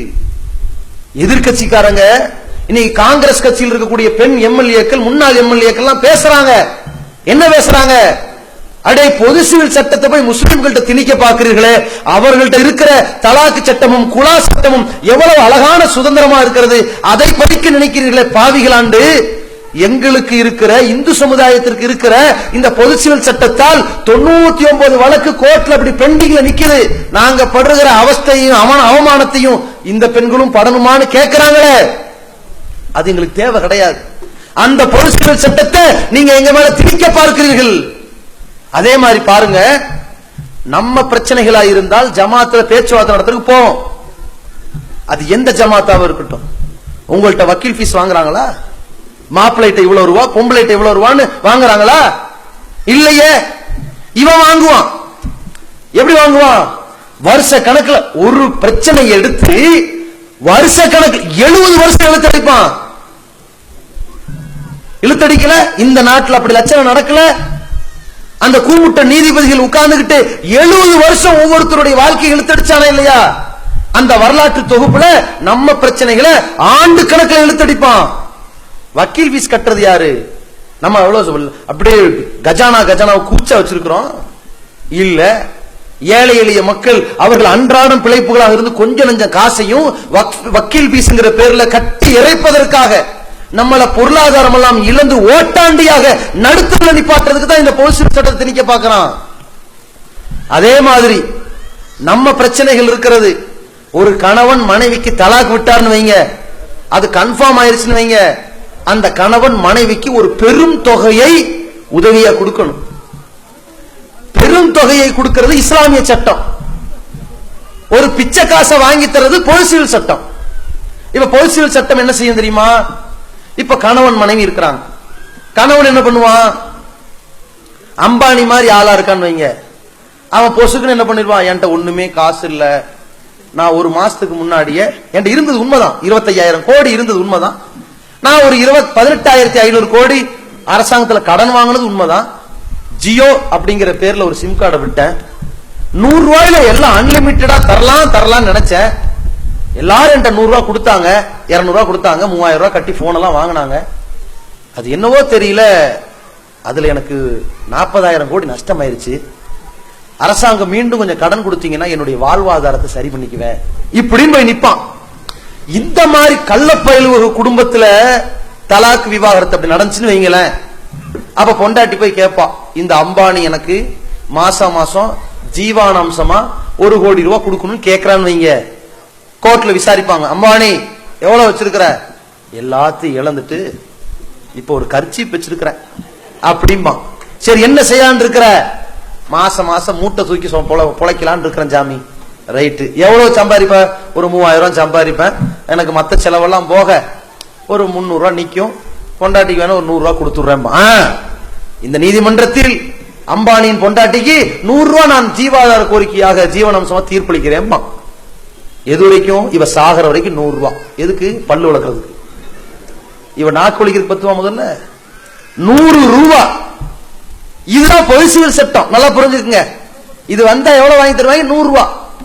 ஒருவேளை இந்த புருஷன் பெரிய கோடீஸ்வரன் டிக்ளேர் பண்ணிருச்சு நீதிமன்றம், நியாயமா நடந்து கண்டுபிடிச்சிட்டாங்கன்னு வைங்க, அப்ப இந்த மனைவி எனக்கு 10 கோடி வேணும்பா. ஒருவேளை அந்த மனைவி கெட்டவளா இருக்கான்னு வைங்க, அப்ப என்ன ஆகும்? அவன் நினைப்பா, நாம சாகர வரைக்கும் இந்த 10 கோடி மாசம் மாசம் வரும், அல்லது இன்னொரு கல்யாணம் பண்ற வரைக்கும் வரும். இப்ப நம்ம இன்னொரு கல்யாணம் பண்ணா வரத்து கட்டாயிரும். ஆனா நமக்கும் கணவன் இப்ப தேவை, என்ன பண்ணலாம்? கள்ளத்தனமா புருஷனை வச்சுக்கலாம் நினைப்பா. இப்படி கள்ள புருஷனை வைக்கின்ற கலாச்சாரத்தை உருவாக்கக்கூடியது எது? பொது சிவில் சட்டம். அப்ப கண்ணியமான குடும்பத்தை ஸ்தம்பிக்க செய்யக்கூடிய ஒரு ஜீவனாம்சங்கிற போர்வையில நம்முடைய ஜீவனையே அத்துப்பறிக்கக்கூடிய காரியம் தான் இந்த பொது சிவில் சட்டம். இதே விஷயத்தை தான் எப்படி கொண்டு வந்து காட்டினார்கள்? முஸ்லிம்களுக்கு பாதுகாப்பு என்றார்கள். என்னடா பாதுகாப்பு? இந்தியாவில் எத்தனை தலாக் நடந்திருக்கிறது கொண்டு வந்து காட்டு. அந்த தலாக்குடைய விஷயத்தில் இறைவன் திருக்குரானில் சொல்லிய அம்சத்தின்படி கணவன், நீ பெரிய கோடீஸ்வரனா, உன் வசதிக்கு தகுந்த மாதிரி மனைவிக்கு ஒரு தொகை லம்பா கொடுத்துருப்பா, 50 லட்சமோ 60 லட்சமோ கொடுத்துரு, அவன் நல்லா நிம்மதியா வாழட்டும், அதோட உறவை முடிச்சுக்க என்று சொல்லுகிறது. ஏழை உன் வசதிக்கு ஏற்ற மாதிரி கொடுத்து முடி, அது தொடரக்கூடாது. இன்னைக்கு காலையில வந்த பிரச்சனை என்ன? இன்னைக்கு பேப்பர்ல வந்த நியூஸ் என்னங்க? கணவன் தன் மனைவி விவாகரத்து செய்து விட்டு அந்த விவாகரத்தெல்லாம் முடிவடைந்ததற்கு பிறகு எதர்ச்சையாக அந்த பெண்ணை பார்த்தவுடன் சண்டை ஏற்பட்டு கோபத்தில் மனைவியை கணவன் கொடூரமாக கொலை செய்து விட்டான். இன்னைக்கு பேப்பர்ல இந்த அவமானமும் இந்த உயிர் பலியையும் தடுப்பதற்கு இஸ்லாம் என்ன பண்ணுது? இது தொடர்ச்சியே வேணாம், ஒரு பல்கா ஒரு அமௌண்ட்டை வாங்கி கொடுத்த வாழ்க்கையை பங்கப்படுத்திடாத உற்று அப்படி கண்ணியப்படுத்துதே, அது இஸ்லாமிய மார்க்கம். இப்படிப்பட்ட சட்டங்கள்னா என்னன்னு இந்த உலகத்துக்கு தெரியாம இருந்தது. நீ இந்த குப்பை சட்டமான பொது சிவில் சட்டத்தை கொண்டு வந்து திணிக்கணும்னு நினைச்சியே, அப்பவே இந்த சட்டங்கள் என்னன்னு எல்லா தரப்பு மக்களும் படிக்க ஆரம்பித்து விட்டார்கள். இப்பொழுது இந்து சமுதாய மக்கள் கேட்கிறார்கள், அடே பாவிகளா, பொது சிவில் சட்டம் காட்டு மிராண்டி சட்டம் எங்களுக்கு வேண்டாம், இந்துத்துவ சட்டம் வேண்டாம், இஸ்லாமிய சட்டத்தையே பொது சிவில் சட்டமாக்குட்டான். இந்த நிலைமை தான் ஏற்படுது. நீ ஒரு சதி பண்ணலான்னு பார்த்த, இவங்க சதி செய்யலாம் எப்படி தெரியுங்களா? இவன் ஒரு சதி பண்ண பார்த்தான். நீங்களே கல்யாணம் பண்ணிக்குவீங்களோ, நீங்களே தலாக்கா, நீங்களே விவாகரத்து, நீங்களே பெண் விவாகரத்து, நீங்களே ஜீவனாம்சம், நீங்களே சொத்துரிமை. எப்படி? ஒரு தாய் உலகத்தில் இஸ்லாமிய மார்க்கம் போன்று எந்த இடத்திலும் பெண்ணை மதிக்கின்ற ஒரு மார்க்கம் கிடையாதுங்க. ஒரு தாயாக இருக்கிற நேரத்தில் அல்லாஹ்வுடைய தூதர் சொல்றாங்க, உலகத்திலேயே நீ நேசிக்க வேண்டிய முதல் உன் தாய். நாங்க அடுத்து யாரு? உன் தாய் தான்பா. அதுக்கப்புறம் யாரு? அப்பவும் உன் தாய் தான். அப்புறம் யாரு? அப்புறம் உன் தகப்பன் அப்படின்னாங்க ரசூலுல்லாஹ். உம்முக்க உம்முக்க உம்முக்க சும்மா அபூக்கன்னாங்க. அப்புறம் உன் தகப்பனாரும் விரும்பத்துக்குள்ள 6 தான். 4வது இடம் தான் தகப்பனுக்கு. தாய்க்கு தான் முக்கியமான 3 இடங்கள். அவ்வளவு முன்னிலைப்படுத்துச்சு. இந்த பிள்ளை இறந்துட்டான்னா இந்த தாய்க்கு சொத்துல 6ல் 1 கிடைக்கும். இப்ப நான் இருக்கேன், எனக்கு குழந்தைகள்லாம் இருக்குது. இப்ப நான் இறந்துட்டா என் தாய்க்கு என் சொத்துல 6ல் 1 கிடைக்கும். உதாரணத்துக்கு என் சொத்து 6 லட்சம்னா என் தாய்க்கு 1 லட்சம் கன்ஃபார்ம். இப்ப எனக்கு குழந்தையெல்லாம் இல்ல, இந்த நிலையில நான் இறந்துட்டேன்னா என் தாய்க்கு 3ல் 1 கிடைக்கும். எனக்கு 6 லட்சம்னா 2 லட்சம் என் தாய்க்கு கிடைக்கும். இந்த உரிமையை இஸ்லாம் வழங்கி இருக்கிறது. இந்த பறிச்சிட்டு பொது சட்டம் கொண்டு வந்தா அந்த உரிமை கிடையாது, தாய்க்கு சொத்து கிடைக்காது. ஒரு கணவன் இறந்துட்டா மனைவி இருக்கால, மனைவிக்கு 8ல் 1 கிடைக்கும் புள்ள இருந்தா. புள்ள இல்லாட்டி சொத்துல 1/4 பங்கு கிடைக்கும். ஆனா பொது சிவில் சட்டம் வந்தா கிடைக்காது, பறிக்கப்பட்டுரும். ஒரு மக இருக்கிறாளே, தகப்பன் இறந்துட்டான், ஒரே மக, சொத்துல பாதி கிடைக்கும். பொது சிவில் சட்டம் வந்தா நயா பைசா கிடைக்காது. ஒரு சகோதரி இருக்கிறா, அண்ணனுடைய சொத்து, அண்ணனுக்கு குழந்தையும் இல்ல, கல்யாணம் ஆகல, வாப்பா இல்ல, அம்மா மட்டும்தான் இருக்கிறாங்க. இந்த அண்ணனுடைய சொத்துக்கு தங்கச்சி கிடைக்கும். தங்கச்சிக்கு அடிப்படையில பொது சிவில் சட்டத்தில் கிடைக்காது. அப்ப நாங்க இஸ்லாமிய சட்டத்தை பயன்படுத்தி அக்காளுக்கு சொத்து, மகளுக்கு சொத்து, அம்மாவுக்கு சொத்து, மனைவிக்கு சொத்துன்ற உரிமையை பறிச்சு எங்களுக்கு எதுவுமே கிடைக்காது என்று எங்களை அனாதமத்தா ரோட்ல நிப்பாட்டலாம் நீங்க பாக்குறீங்களா? இந்த பிரச்சனைகள் நம்முடைய எந்த குடும்ப பிரச்சனைகள் ஜமாத்துக்கு போனாலும் அதிகபட்சம் 3 மாசத்தோட முடிஞ்சிடும். அது கொடுக்கல் வாங்கல் பிரச்சனையா இருந்தாலும் சரி, கணவன் மனைவி பிரச்சனையா இருந்தாலும் சரி. நீ என்ன பண்ணுவ? ஆண்டு கணக்குல கோர்ட் வாசல் நிக்க வச்சு எங்களை அவமானப்படுத்துவ. இப்ப 500 ரூபாய் 1000 ரூபாய் தடைன்னு சொல்லி இந்திய நாட்டு மக்கள் எல்லாம் இன்னைக்கு பேங்க் வாசல்ல நிக்க வச்சு அவமானப்படுத்திக்கிட்டு இருக்கிறையே, அது மாதிரி நாள் கணக்கில் இவன் பேங்க் வாசல் நிக்கிற மாதிரி நாங்க ஆண்டு கணக்குல, வார கணக்குல, மாச கணக்குல அவமானப்பட்டு கோர்ட் வாசல் நிக்கணுமா? அப்படிப்பட்ட பொது சிவில் சட்டத்தை எங்களுக்கு பாதுகாப்புன்னு திணிக்க பார்க்கிறீர்களே. எங்களுடைய இஸ்லாமிய சட்டம் என்பது அது சட்டம் மட்டுமல்ல, எங்க வணக்க வழிபாட்டின் ஒரு உரிமை. தொழுகை எப்படி வணக்கமோ, நோன்பு எப்படி வணக்கமோ, ஜக்காத்து, ஹஜ் எப்படி எங்களுடைய வணக்க வழிபாடோ, அது போல அந்நிகாஹு மின் சுன்னத்தி, திருமணம் நபிகளாரின் வழிமுறைன்றாங்க. அது எங்களுடைய வணக்க வழிபாட்டில் ஒன்று. நீ சுபு தொழுதுக்க, லுகர் தொழுதுக்க, அசர் தொழுதுக்க, மகரிப் இஷா தொழுகாத நீ எங்களை தட்டி பறித்தால், அதே போன்று அங்கே வெகுண்டெழுவதை போன்று, அங்கே கொதித்தெழுவதை போன்று இந்த திருமண உரிமை, விவாகரத்து உரிமை, சொத்துரிமையில் கைவெளித்தால் இந்த இந்திய முஸ்லிம்கள் கொந்தளிப்பார்கள். நீங்கள் நினைத்துக் கொண்டீர்கள். சாத்தானிய சதிகளுடைய பட்டியலில் இவர்கள் நினைத்தார்கள். எப்படி தெரியுமா? இந்தியாவுல நாம ஒரு 5 வருஷம் ஆட்சி செய்யறோம். 5 வருஷம் முடியும் போது இவங்க சகாப்தத்தை இல்லாம ஆக்கிரணும். இவன் திட்டங்க 5 வருஷம் முடியுமா? முடியும்போது என்னவா? இவங்க சகாப்தத்தை இல்லாம ஆக்கிரணும். இந்தியா முழுக்க யாருங்க இருக்கிறா? இந்துக்கள். வேற யாருங்க? கிறிஸ்தவர்கள். வேற யாருங்க? புத்தர்கள், சீக்கியர்கள். அப்புறம் யாருங்க? நாத்திகர்கள். வேற யாரும் இல்ல. முஸ்லிம் இல்ல. இப்படி சொல்லணும்னு நினைக்கிறான். 5 வருஷத்தோட கதையை முடிச்சுட்டு போலாம்னு நினைக்கிறான். இவன் ஒரு சதி பண்றான். அல்லாஹ்வே குர்ஆன்ல இவர்களை பத்தி சொன்னான். என்ன சொன்னா? இன்ன கைத ஷைத்தான், ஷைத்தான்களுடைய சூழ்ச்சிகள் எல்லாம் கான லைஃபா, அது பலவீனமாகத்தான் இருக்கும், செல்லுபடி ஆகாது, பொசுக்குன்னு உழுந்துரும், மண் குதிரை மாதிரி படபடப்படன்னு கரைஞ்சு போயிடும். ஏன் அது ஏன் கரையுது? ஏன் பலவீனம் அடையுது? ஏன் வலுவா நம்மளை தாக்க மாட்டேங்குதுன்னா, அல்லாஹ் அதற்கு இன்னொரு இடத்துல சொல்கிறான், ஓ மக்கரு, இந்த இஸ்லாத்தையும் முஸ்லிம்களையும் கொண்டளிக்க வேண்டும் என்பதற்காக இந்த பயங்கரவாதிகள் ஒரு சூழ்ச்சி செய்கிறார்கள். ஓ மக்கர் அல்லாஹ், அல்லாஹ் அந்த சூழ்ச்சியை முறியடிக்கிறான். வல்லாஹு கைருல் மாக்கிரீன், சூழ்ச்சியை முறியடிக்கிறதுல அல்லாஹ் பெரிய கெட்டிக்காரன். நீங்க நினைக்கிறீங்க. இவன் சூழ்ச்சி எல்லாம் எப்படி உடைஞ்சு போனது தெரியுமா? முதல்ல ஆட்சிக்கு உட்கார்ந்த உடனே கிளப்பிட்டாங்க. சமஸ்கிருத மொழியை கட்டாயப்படுத்த வேண்டும், ராமாயண மகாபாரத வரலாறுகளை எல்லாம் பாடநூலாக அறிவிக்க வேண்டும், அது சமுதாய கலாச்சாரத்திற்கு நன்மை பயக்கக்கூடியது. இதை எல்லோரும் படிக்கணும். அதான் முஸ்லீம் இருக்கான்ல, நம்ம அல்ஹம்துலில்லாஹ் இல்லதி அஹ்யானா பாதமா மாத்தனா வைலைஹி நுஷர் காலைல எந்திரிப்போம்ல, அப்படி பள்ளிக்கூடத்துக்கு போன உடனே முதல்ல பாரத் மாதா கி ஜெய்னு உட்காரணும். இதெல்லாம் திணிக்கிறது. புக்கேட்ரா ஓம் ஸ்ரீராம் ஸ்டார்ட் பண்ணு. அடுத்து ஆர்எஸ்எஸ் இருக்கும், நமஸ்தே சதா வர்த்தலே பாத்ருபூமி, ஆர்எஸ்எஸ் உடைய ஸ்லோகன், அதை வாசி கொஞ்ச நேரம். அதுக்கப்புறம் வா மகாபாரத படி. இப்படி திணிக்கணும்னு நினைச்சான். உங்களெல்லாம் பார்த்தீர்களா? ஓம்னு சொல்ல வச்சோம்ல, இதான் அவன் எண்ணம். அறிவிச்சானா? இந்தியாவில் நம்ம கேள்வி கேட்கல, எல்லா இந்து மக்கள் கேட்டார்கள். எப்படி கேட்டார்கள்? அப்ப ராமாயணம் மகாபாரதம் கலாச்சாரத்தை பண்படுத்துறதுனா எப்படி?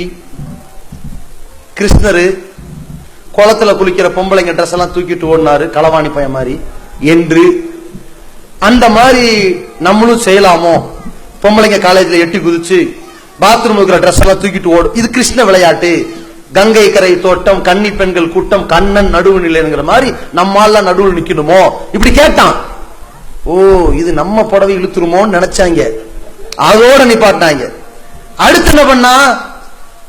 அல்லது பென் டிரைவ் மாதிரி எதுவும் இருக்கும்னு நினைச்சான். அதனால பென் டிரைவ் இல்ல, இந்த ராமாயண மகாபாரதத்துல வந்து இந்த பாஞ்சாலின்னு சொல்றீங்களா, அது எங்களுக்கு புரியலன்றான். பேஸ்புக்ல கிளப்பிட்டான். அதாவதுப்பா, இப்ப ஸ்மிருதி இரானி இருக்கிறாங்க, அமித்ஷா ஒரு ஆளு, இவர் எப்பமா? இந்த ராஜ்நாத் சிங்க்கு முன்னாடி. அவர் எப்பமா? அவர் அருண் ஜெட்லிக்கு பின்னாடி. இவர் எப்பமா? அது வெங்கைய நாயுடுக்கு கடைசியா. மோடி அவன் அதுக்கு செட் ஆக மாட்டார். இருந்தாலும் இதெல்லாம் நான் சொல்லிங்க, பொசுக்கு நம்ம மேல கேள்வி கேட்டுறாது, பேஸ்புக்ல பரவுது. அப்ப இந்த மோடி அவர் இன்சியலுக்கு வச்சிருக்கிறோம்ங்க, இப்படி இருக்கிற மாதிரி இதாங்க பாஞ்சாலி இப்படின்ட்டாங்க. அடே, இது நம்மள நிப்பாட்டாங்க. புரிஞ்சுதா? அவன் செஞ்ச சூழ்ச்சிக்கு அடி பத்தியெல்லாம் மோடி நம்மள அடுத்து அறிவிச்சோடனே அடிச்சுட்டாங்க போல நிப்பாட்டிட்டாத. அடுத்த ஒரு சதியை கிளப்பினான். அது என்ன சதி? கர்வாப்பசி. அதாவது தாய் மதம் திரும்பி வாங்க, தாய் மதம் திரும்பி வாங்கன்னா. அது என்னங்க? யாரெல்லாம் முஸ்லீம்களா இருக்கிறீங்களோ நீங்க எல்லாம் இந்துவா மாறினீங்கன்னா 2 லட்சம் அப்படின்னா, கிறிஸ்துவனா இருந்து நீங்க எல்லாம் மாறினீங்கன்னா உங்களுக்கு 1 லட்சம் அப்படின்னா. ஒரு ஆள் திருப்பி கேட்டான் கேள்வி.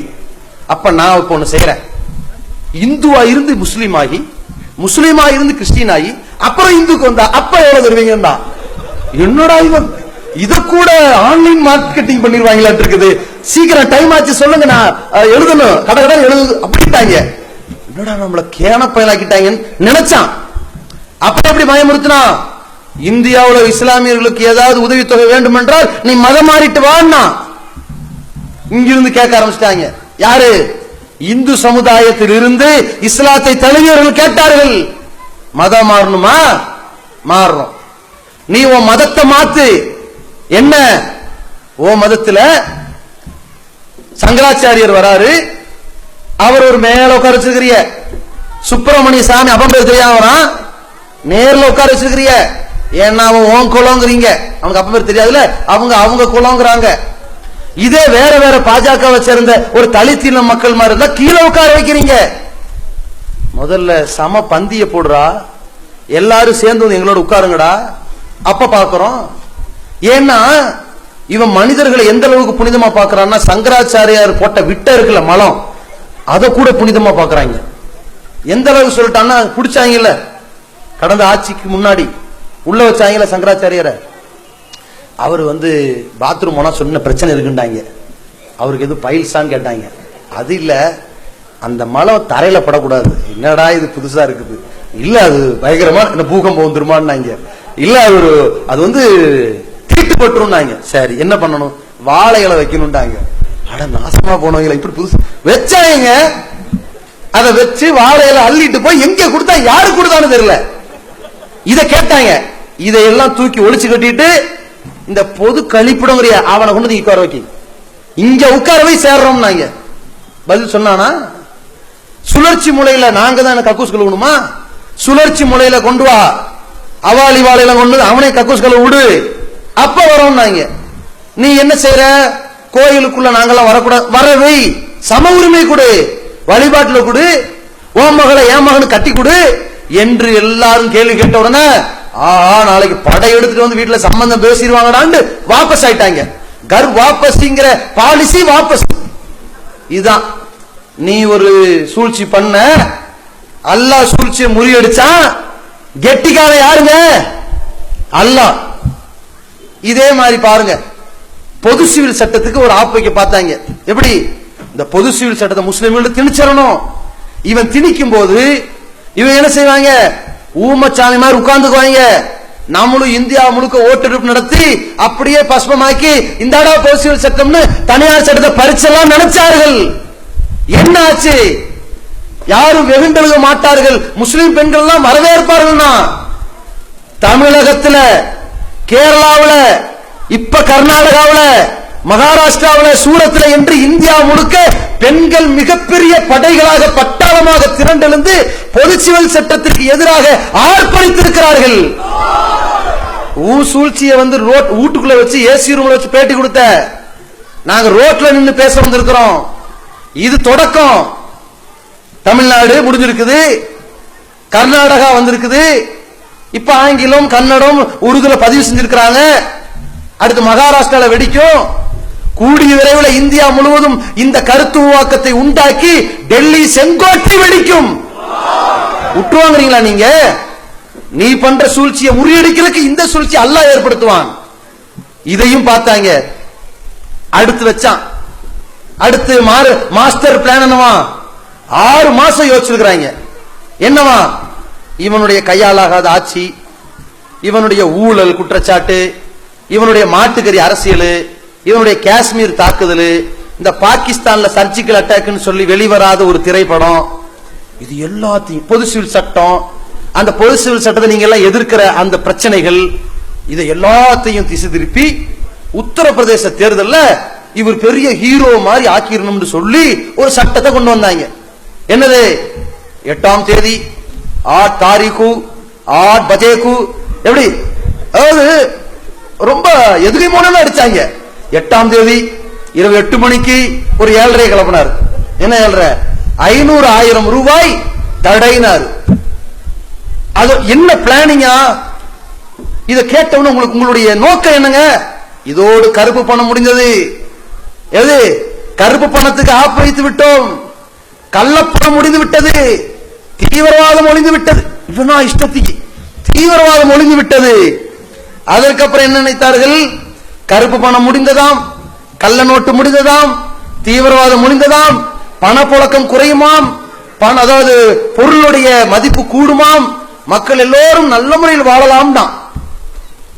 இத செஞ்ச உடனே சைக்காலஜியா எல்லாருடைய மனசுலயுமே, அடடா இந்த 2.5 வருஷ காலகட்டத்தில் இவன் செஞ்ச எல்லாம் மறந்துருச்சே, எவனுக்கு அதை பத்தி இல்லையே. ஏங்க அந்த போபால 8 பேர் 500,000 இப்படிங்கிறாங்க. பொது சொல்ல 500,000 ரூபாயா? மாட்டுக்கறி அரசியல் 500,000 எல்லாத்தையும் மறைச்சிட்டானே. இந்த விஜய் மல்லையா 500,000 ரூபாய். அவ்வளவு பேருடைய வாயிலையும் 500,000 பதட்டம் வந்துருச்சுங்க.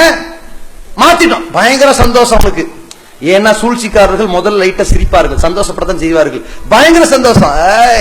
மொத்தத்தையும் திசை திருப்பியாச்சுல, அப்படியே குப்புற போட்டாச்சுல, புரட்டி எடுத்தாச்சுல அப்படின்னு சொல்லி அவன் நினைச்சான்.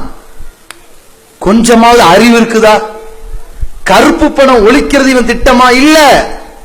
ஏன் இந்த மாதிரி 500,000 ரூபாய் நோட்டை தடை செய்ய போற விஷயம் கருப்பு பணம் முதலாளிகளுக்கு 1 மாசத்துக்கு முன்னாடியே தெரியும். அவன் எப்பவோ சேஃப்டி பண்ணிக்கிட்டான். முடிஞ்சிருச்சு அவன் கதை.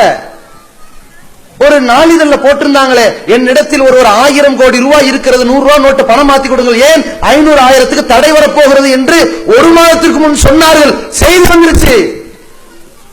இவன் அறிவிக்கிறதுக்கு முன்னாடியே எல்லா பாஜக கார பண முதலீடுகளை உசார் பண்ணிட்டான். அம்பானி உசாரு, அதானி உசாரு, மல்லையா உசார், எல்லாம் தெளிவாயிட்டான். யாருக்காக இந்த கருப்பு பண நாடகம்? அது இல்ல. 2வது என்ன? கள்ள நோட்டை ஒழிக்க போறாங்களாம். எவ்வளவுடா கள்ள நோட்டு? அதை சொல்லு முதல்ல. அதாவது பாகிஸ்தானில் இருந்தும் வங்காளதேசத்தில் இருந்தும் இந்தியாவில் புகுத்தி விட்ட கள்ள நோட்டுகளை எல்லாம் அப்படியே களை எடுப்பதற்காக ஒரே அடியாக தடை செய்து விட்டால் அப்படியே நிலை குலைந்து விடுவார்கள். கூமுட்ட பயலா அவங்க எல்லாம் உள்ள புழக்கிட்டாங்க. ஓ வாதத்தில் அவன் கள்ள நோட்டை அடிச்சிருந்தாலும் உள்ள போய் நல்ல நோட்டை எடுத்துக்கிட்டான். சரி, எவ்வளவுப்பா கள்ள நோட்டு வந்திருக்குது? இவன் கணக்கு எடுத்துட்டான். 70 கோடி. நான் ஏன் இதை கொஞ்சம் நல்ல தெளிவா புரிஞ்சுக்க, 70 கோடி, 1 கோடி 2 கோடி மாதிரி 70 கோடி ரூபாய் கள்ள நோட்டு வந்துருச்சான் உள்ள. இப்ப அதுக்காக வேண்டி இப்ப நல்ல நோட்டை தடை பண்ணால 500,000, அது எவ்வளவு தெரியுமா? 17 லட்சம் கோடி. 1 கோடி, 10 கோடி, 100 கோடி, 1000 கோடி, லட்சம் கோடி, 1 லட்சம் கோடி, 2 லட்சம் கோடி, 10 லட்சம் கோடி, 17 லட்சம் கோடி. எப்படி இருக்குது? மூட்டை பூச்சிக்கு பயந்து வீட்டை எரிச்சவன் கதையா? இவன் என்ன பண்ணிருக்கிறான்? ஒரு 400 கோடி வச்சுக்க, 400 கோடி ரூபாய் கள்ள நோட்டுக்காக பயந்து 17 லட்சம் கோடி அழிச்சிருக்கிறான். எந்த அளவுக்கு? 17 லட்சம் கோடியை அழிச்சா ஒரு நஷ்டம், ஏன்னா ஏற்கனவே பிரிண்ட் அடிச்சாங்கல்ல, அதுக்கு ஒரு நஷ்டம். ரெண்டாவது என்ன? புதுசா 17 லட்சம் கோடி இப்ப அடிக்கணுமே, அதுக்கு ஒரு நஷ்டம். மூணாவது என்ன? அது வரைக்கும் நம்ம நாட்டில் ஏற்படுகிறது யுத்தம், அதை சந்திக்கிறது ஒரு நஷ்டம். இவ்வளவு நடக்கும் தெரிய வேண்டாம் இந்த கூமட்டைக்கு? தெரியல. எல்லாரும் திட்டுறாங்க, கொஞ்சமா அறிவு இருக்குதா? இதுக்குதான் டீ விக்கிறவனை எல்லாம் பிரதமரா கூட நம்ம ஆளு. அவன் என்னைக்கு டீ வித்தான்? அதுவே ஃபேக், அதுவும் பொய்யுங்க, எல்லாம் பொய் தான். அவன்லாம் டீ எல்லாம் விக்கல, பொய்யின்ட்டாங்க. டீ எல்லாம் ஓரளவு விக்கல, அது கூட தகுதி இல்ல. நாங்க இருக்கிற டீ விக்கிறவனுக்கு கேவலப்படுத்தலாமா நீங்க? டீ விக்கிறவனுக்கு தெரியுங்க, அவனுக்கு தான் 500,000 ரூபாய் பிரச்சனை தெரியுது. நக்கோ பாவா 50 5 நக்கோ பாய் 1000 நக்கோ பாய் சவு அச்சா தேவை அப்படிங்கிறான். 100 அல்ஹம்துலில்லாஹ்ங்கறான், 500 இன்னால் இல்லாங்கிறான். அவனுக்கு தெரியுதுங்க, அவனுக்கு தெரிகிற அருமை கூட இவனுக்கு தெரியல. ஒன்னு சில பேர் மாடு மேய்க்கிறவனை எல்லாம் போட்டுக்க கூடாதுன்னாங்க. நம்ம மாடு மேய்ச்சானா இவன்? ஏங்க மாடு மேய்க்கிறவனுக்கு தெரியுமே, பால் கறந்து போய் விக்கணுமே, அவனுக்கு 500,000 அருமை தெரியாதா? தெரியும். இவன் எதுலையுமே இல்லாத ஒரு ஆளுங்க. அதனாலதான் கேட்டாங்க. இப்போ ஒரு ஆள் அருண் சோரின் ஒரு கிளப்பினார், என்னது, அடுத்த வாட்டியாவது பிரதமரா போட்டீங்கன்னா கல்யாணம் பண்ணி குழந்தை குட்டியை பார்த்து கஷ்ட நஷ்டத்தை அனுபவிக்கிறவனு பாருங்க, எவனோ ஒரு புறம்போக்கெல்லாம் வந்துட்டான், நீங்க பிரதமர் ஆக்காதீங்க கேட்டாங்கல்ல. இப்ப இவன் நினைச்சான் எல்லாத்தையும் மறைச்சு ஒரு பெரிய சூழ்ச்சி செஞ்சோம்டா 15ஆம் தேதி பொது சிவில் சட்டத்தை அமல்படுத்துறதுக்கு ஒரு திட்டத்தை தீட்டிட்டான். வர 15க்கு நிலைமை, நாளை மறுநாள் நிலைமை என்ன தெரியுமா? இப்ப அல்லாஹ் என்ன பண்றான்? உலகத்திற்கே பெண்களுக்கு வாழ்வளிக்கிற ஏன் சட்டத்தை உடைச்சு நீ உன் சட்டத்துக்கு திணிப்பியா? அதுக்கு பல சூழ்ச்சியா? நீ எதை சூழ்ச்சிய கையில் எடுத்து அதுலயே வைக்கிறண்ட அடின்னு. எப்படி விழுந்துச்சு அடி? கருப்பு பணத்துக்கு பதில் சொல்றது மக்க. ரெண்டாவது எப்படி மாறிடுச்சு? கள்ள நோட்டுக்கும் பதில் சொல்றான். அப்ப எதுக்கு செஞ்சீங்க? இல்ல நாணய மதிப்பு கொண்டு வரணும்னா அதுக்கு இப்ப கேள்வி கேட்க ஆரம்பிச்சுட்டான். அட கூமுட்ட, நாணய மதிப்பு வரணும்டா நீ நோட்டு இருக்க ரூபா நோட்டு அதை குறைச்சு அடிக்கணும், 100 ரூபாய் 500 ரூபாய் அடிக்கணும். அப்பதான் நாணய மதிப்பு கூடும். அது என்னங்க நாணய மதிப்பு கூடும்? பணவீக்கம் என்னன்னு ஷார்ட்டா புரிஞ்சுக்குங்க. 100 ரூபாய் கொடுத்து நான் ஒரு பொருளை வாங்க வேண்டிய இடத்துல 200 ரூபாய் கொடுத்தா பணம் வீங்கி போச்சுன்னு அர்த்தம், பொருள் மதிப்பு கூடி போச்சுன்னு அர்த்தம். 100 ரூபாய் கொடுத்து வாங்க வேண்டிய பொருளை நான் 50 ரூபாயே கொடுத்து வாங்கிட்டேன்னா பொருளுடைய மதிப்பு குறைஞ்சு போச்சு, பண மதிப்பு கூடிச்சுன்னு அர்த்தம். இதான் ஷார்ட்டா புரிஞ்சுக்குங்க. இப்ப இவன் நினைச்சான் நான் 2000 ரூபாய் நோட்டு கொண்டு வரோம்னா புடிச்சிட்டாங்க எல்லாரும். ஏண்டா மானம் கட்டவனே, 2000 ரூபாய் நோட்டு கொண்டு வர எப்படி இருக்கு தெரியுமா? இந்தோனேசியால ஒரு டீ வாங்கி கொடுப்பான், எவ்வளவுங்க? 5000 ரூபாய் பிடிப்பான். டீக்கு 5000 ரூபாயா? நாணய மதிப்பு அந்த லட்சணத்தில் இருக்குது. எந்த நாட்டின் நாணயத்தினுடைய மதிப்பு நம்பர் கூடிக்கிட்டே இருக்குதோ நாடு டம்மி ஆகிக்கிட்டு இருக்குது. இத பண்ணி விட்டான். அதுக்கப்புறம் என்ன? அதுக்கப்புறம் அவன் நினைச்சான் 2000 ரூபாய் நவீனமாக வரும், இதில் ஜிபிஎஸ் இருக்கிறது இப்படின்ட்டான். நம்மளுக்கு பயங்கர குழப்பம். வர்றதுக்கு முன்னாடி ஜிபிஎஸ் என்னங்க? அது ஒண்ணுமில்லை, நீங்கள் எங்கே இருந்தாலும் உங்களை அது கண்டுபிடித்து விடும். எந்த நாட்டில் அந்த பணத்தை பதுக்கி வைத்திருந்தாலும் மோடி கையில் ஒரு ரிமோட் இருக்கிறது, அடித்தால் டபக்குன்னு மேலே வந்து விடும். எப்படின்னா மண்ணுக்குள்ள இருந்து மேல வந்து விடும். நம்மால் சில பேர் கிளப்பி விட்டான். அப்படியா? ஆமாம், அது 4 ஓரங்களில் டார்ச் லைட் இருக்கிறது, தேவைப்பட்டால் இருட்டில் பயன்படுத்திக் கொள்ளலாம். உங்களுக்கு பந்தி போட்டு சாப்பிட முடியவில்லை என்றால் இந்த 2000 நோட்டை 2 தட்டு தட்டினால் பாய் போன்று பிரிந்து விடும், சாப்பிட்டு விட்டு மடித்து விடலாம். இப்படி எல்லாம் கிளப்பி விட்டாங்க. ஏன்னா சொன்னாங்க சேட்டலைட்ல அள்ளுவாருங்க பாருங்க, மோடின்னா விட்டா பணத்தை. பணம் விட்ட உடனேயே நம்ம எங்க பசங்க சொல்லிட்டாங்க கள்ள நோட்டு மாதிரியே இருக்குன்னா. ஏன்? அன்னைக்கு காங்கிரஸ் காலகட்டத்தில் அன்னைக்கு வெளியிட்டானே நோட்டு 500 1000 ரூபாய், அது கள்ள நோட்டு கூட நல்ல நோட்டு மாதிரி தெரிஞ்சது. இவன் நல்ல நோட்டு கூட கள்ள நோட்டு மாதிரி தெரியுது. இப்ப எந்த அளவுக்கு நம்ம மக்களுக்கு ரொம்ப நம்பிக்கை மோடி மேல. 2000 ரூபாய் மெனக்கெட்டு பேங்க் வாசல நின்று 4 மணி நேரம் 5 மணி நேரம் பொறுமை காத்து வாங்கிட்டு வந்து இப்படி கிழிஞ்சிருச்சு. ஐயோ கிழிஞ்சிரு. இவன் என்ன நினைச்சுக்கிறான், ஏடா மெமரி கார்டாடா இது, கிளியா இப்படி கிழிச்சு பார்த்து கிழிச்சிருச்சு.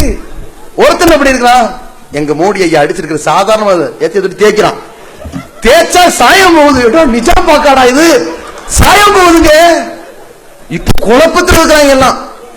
இவன் சூழ்ச்சி என்ன, எல்லாம் அப்படியே தத்தி திருப்பி அப்படியே நசுக்கி நாங்க ஒரு பெரிய ஆட்சியை கொண்டு வந்துடும் நினைச்சான்.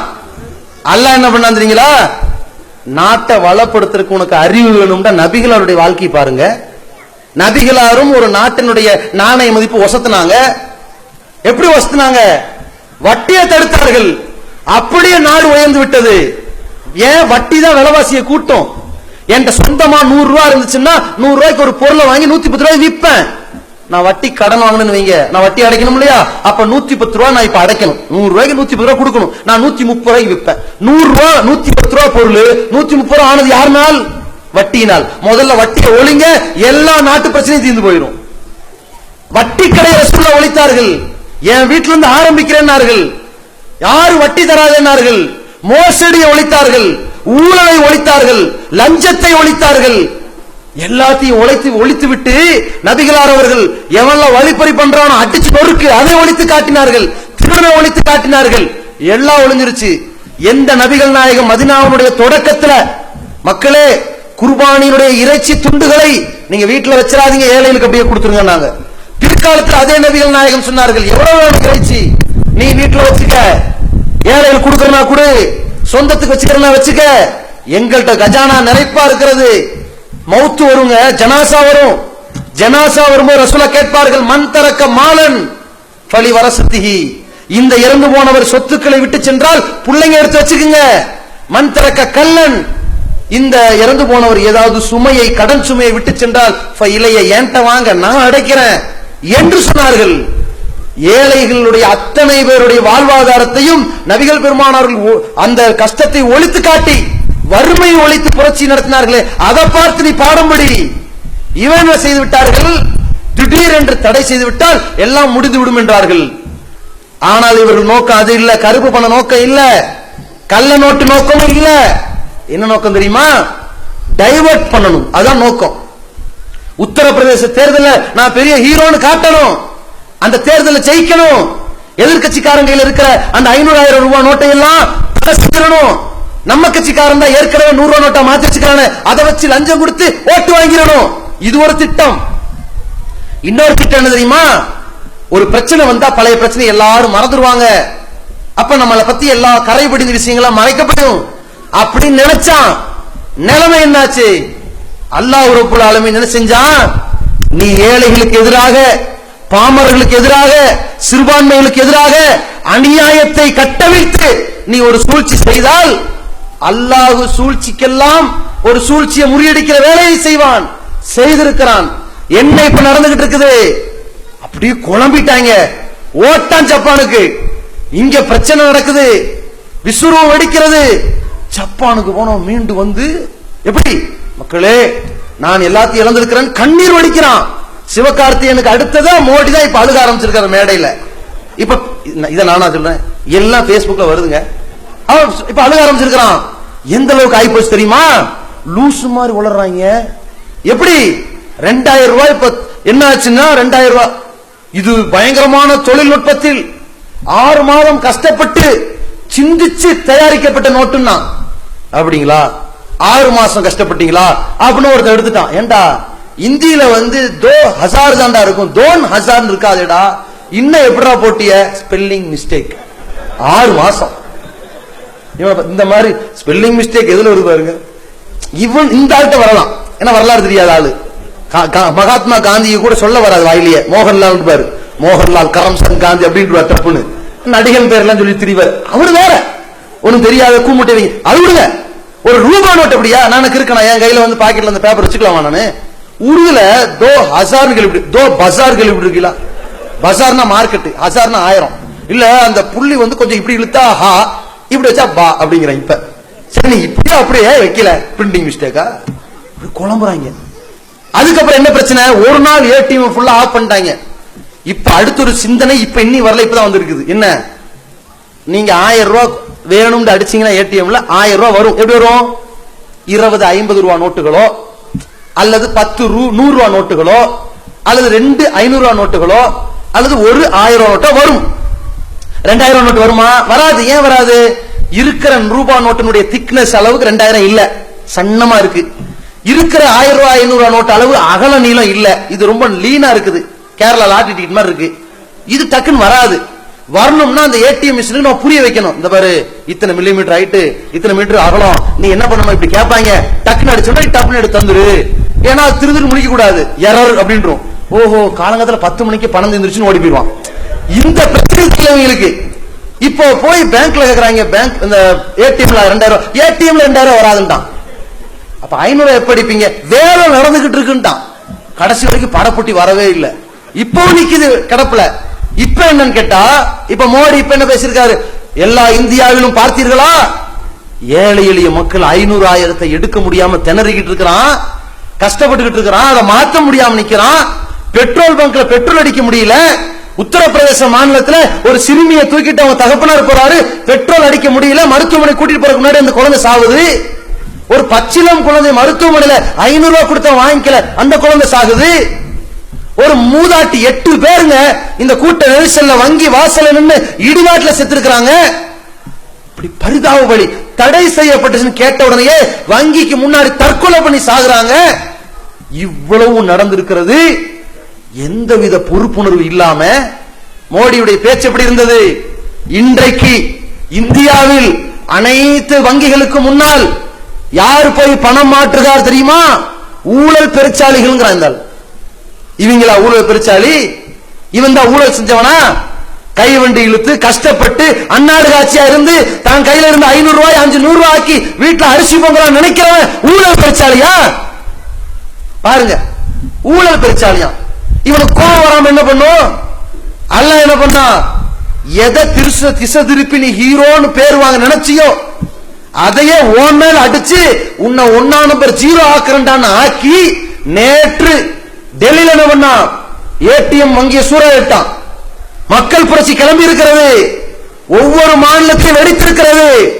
ரேஷன் கடைக்கு போறான், சில்லற மாத்தல, மாத்தி தரமாட்டேங்கிறான். ஏன்? அவன்கிட்ட 100 ரூபாய் நோட்டு இல்ல, உடைச்சு ரேஷன் கடையில் இருக்கிற சூறையாடுறான். இப்படி ஒவ்வொரு மாநிலத்திலும் இருக்கிற வங்கிகளிலும் ஏடிஎம்களிலும் அருண்ஜேட்லி இன்னைக்கு நேரத்தில் வச்சுட்டாரு. இது இன்னைக்கு நாளைக்கு மட்டும் இல்லைங்க, இன்னும் 3-4 வாரங்கள் நடக்கத்தான் செய்யும். விடுவாங்களா? நாளைக்கு காலையிலக்குள்ள பாருங்க. நான் உசுப்பேத்தல, உண்மையை சொல்றேன். நாளைக்கு காலையில எல்லாரும் போவான். கையில இருக்கிற 100 ரூபாய் இப்ப கரைஞ்சு போச்சு. எல்லா கடைகளையும் ஒட்ட ஆரம்பிச்சுட்டான். 500 1000 செல்லாதுன்னு ஒட்ட ஆரம்பிச்சுட்டான். வாங்காத கொடுக்க எடுக்கப்பட மாட்டாதுன்ட்டான். அப்படி போடப்பட்ட நேரத்தில் மக்கள் எல்லாம் கொந்தளிப்பிடும் கடுமையான எரிச்சலையும் கிடக்கிறார்கள். பேஸ்புக்ல கேட்கிறான், இது உங்களுக்காகத்தான் என்னுடைய நாட்டை விட்டது, என்னுடைய மனைவி விட்டேன், என் பிள்ளையை விட்டேன், உங்களுக்காகத்தான் எல்லாத்தையும் தியாகம் செய்திருக்கிறேன். நீங்கள் என்னை எரித்து கொலை செய்தாலும் பரவாயில்லை, நான் உங்களுக்காக தியாகம் செய்வேன் சொன்ன உடனே நம்மால் எப்படா ஊருக்குள்ள வருவேன்னு கேட்கிறான். தயாரா தான் இருக்காப்ப. டேய், உள்ள வந்து பேசுற, வங்கி கணக்கு முன்னாடி வாடான்னு கேட்கிறான். கோபம் இருக்கா இல்லையா? எப்படி கொண்டு வந்தாங்க? மோடிஜி எதை செஞ்சாலும் முஸ்லிம்களுக்கு பிடிக்காது, முசல்மான விடு. இப்ப கோவப்பட்டு கொந்தளிச்சு, நாங்க ஏழைகள், எங்களுக்கு உடனே போய் பேங்க்ல எடுக்கிற அளவுக்கு வேண்டாம். நிக்கிறதா யாரு? நீங்க தானே. நாட்டு மக்களில் மோடி மாதிரி வருமா கேட்டீர்களே? மோடி அலை வந்துச்சே, மோசடி அலை உண்டாயிருச்சே. எல்லாரும் பேங்க் வாசல் நின்று தத்தளிக்கிறானே, கஷ்டப்படுறானே. உங்களை பார்த்தா ஊழல் பெருச்சாலின்னு மோடி திட்டாரு. என்ன பண்றது? வட இந்தியால பொங்கி எழுத ஆரம்பிச்சுட்டான், தென்னிந்தியால பாக்கி இருக்குது. இந்த மாதிரி நேரங்கள்ல கடுமையான ஆத்திரத்தில் இருக்கிறான்.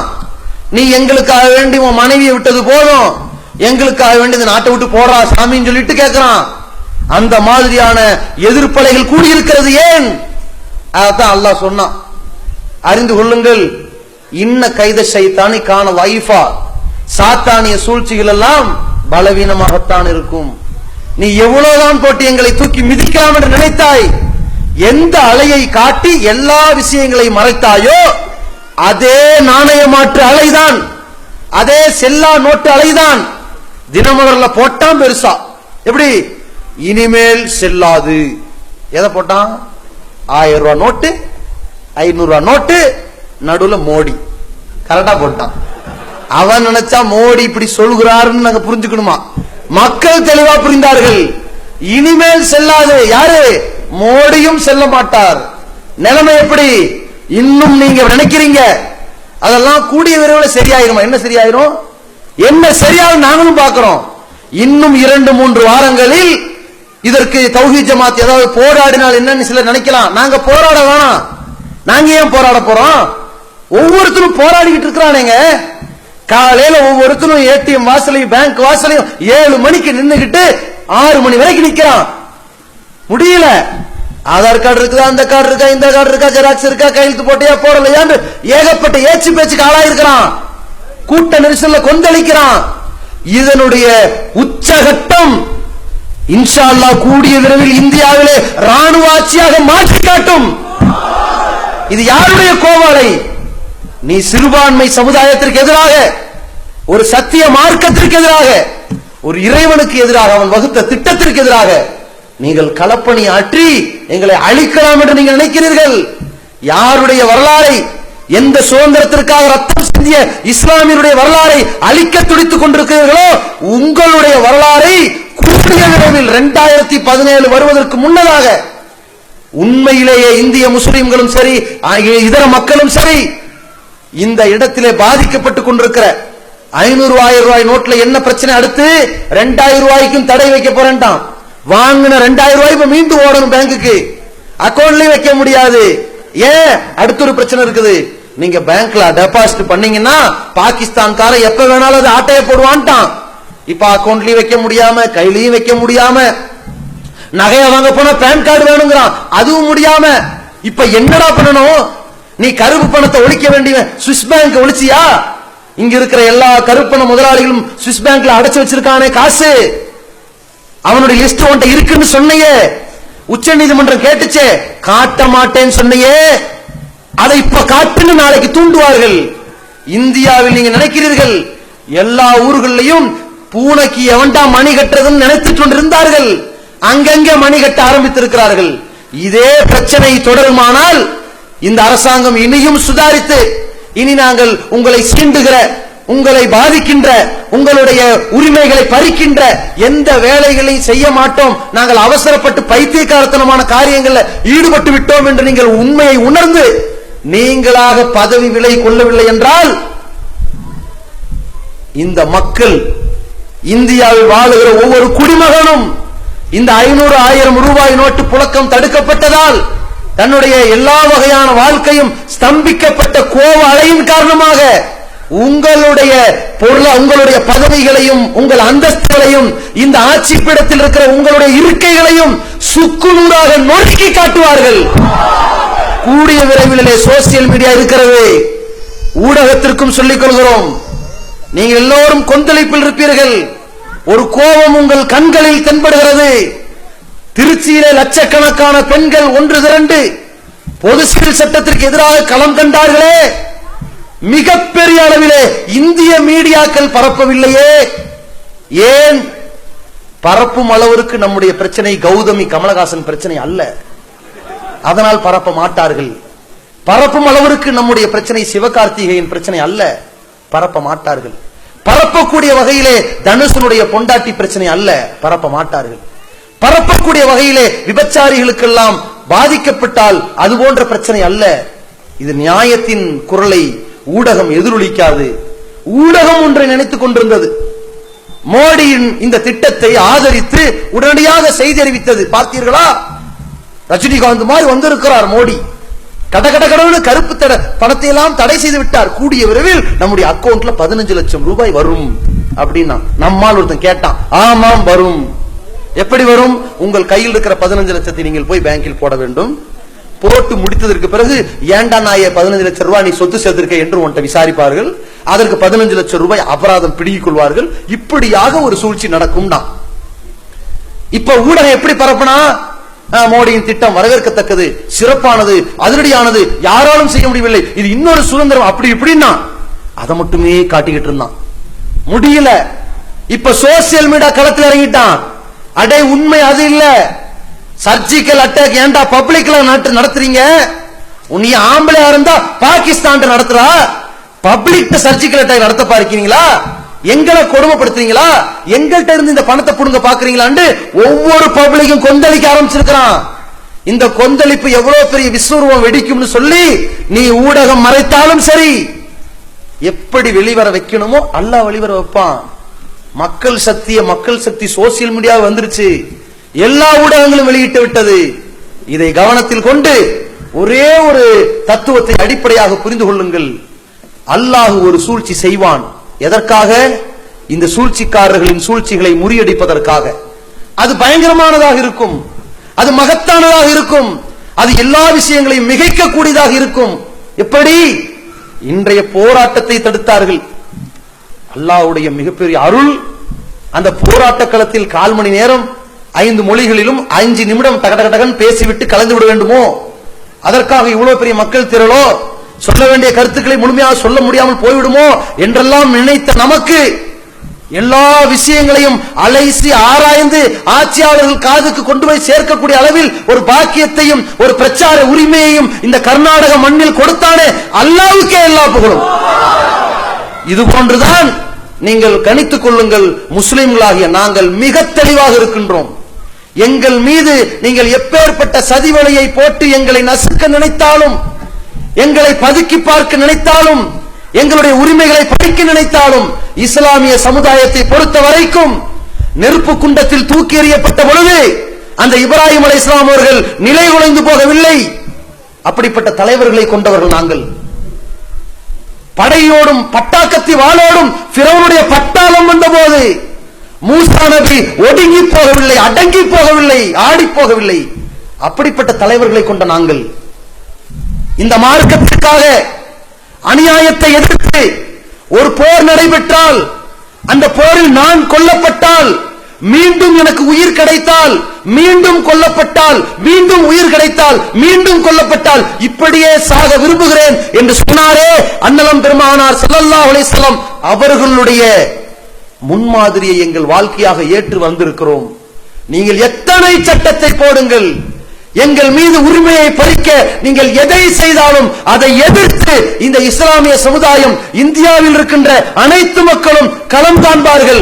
அதில் நாங்கள் கொல்லப்பட்டால், 1000 பேர் கொல்லப்பட்டால், 1,00,000 பேர் வெகுண்டெழுவார்கள். 1,00,000 பேர் கொல்லப்பட்டால் இந்த மோடிக்கு எதிராக கோடிக்கணக்கான முஸ்லிம்கள் கொந்தளிப்பார்கள். இஸ்லாமிய சமுதாயத்தினுடைய இந்த எழுச்சியை எவனாலும் தடுக்க முடியாது, இந்த உரிமையை எவனாலும் பறிக்க முடியாது என்று சொல்லி இந்த சாத்தானிய சதிகள் அனைத்தும் படைத்த இறைவனால் கண்டிப்பாக முறியடிக்கப்படும் என்று கூறி இந்த உரையை நிறைவு செய்கிறேன். அஸ்ஸலாமு அலைக்கும் வரஹ்மத்துல்லாஹி வபரகாத்துஹு.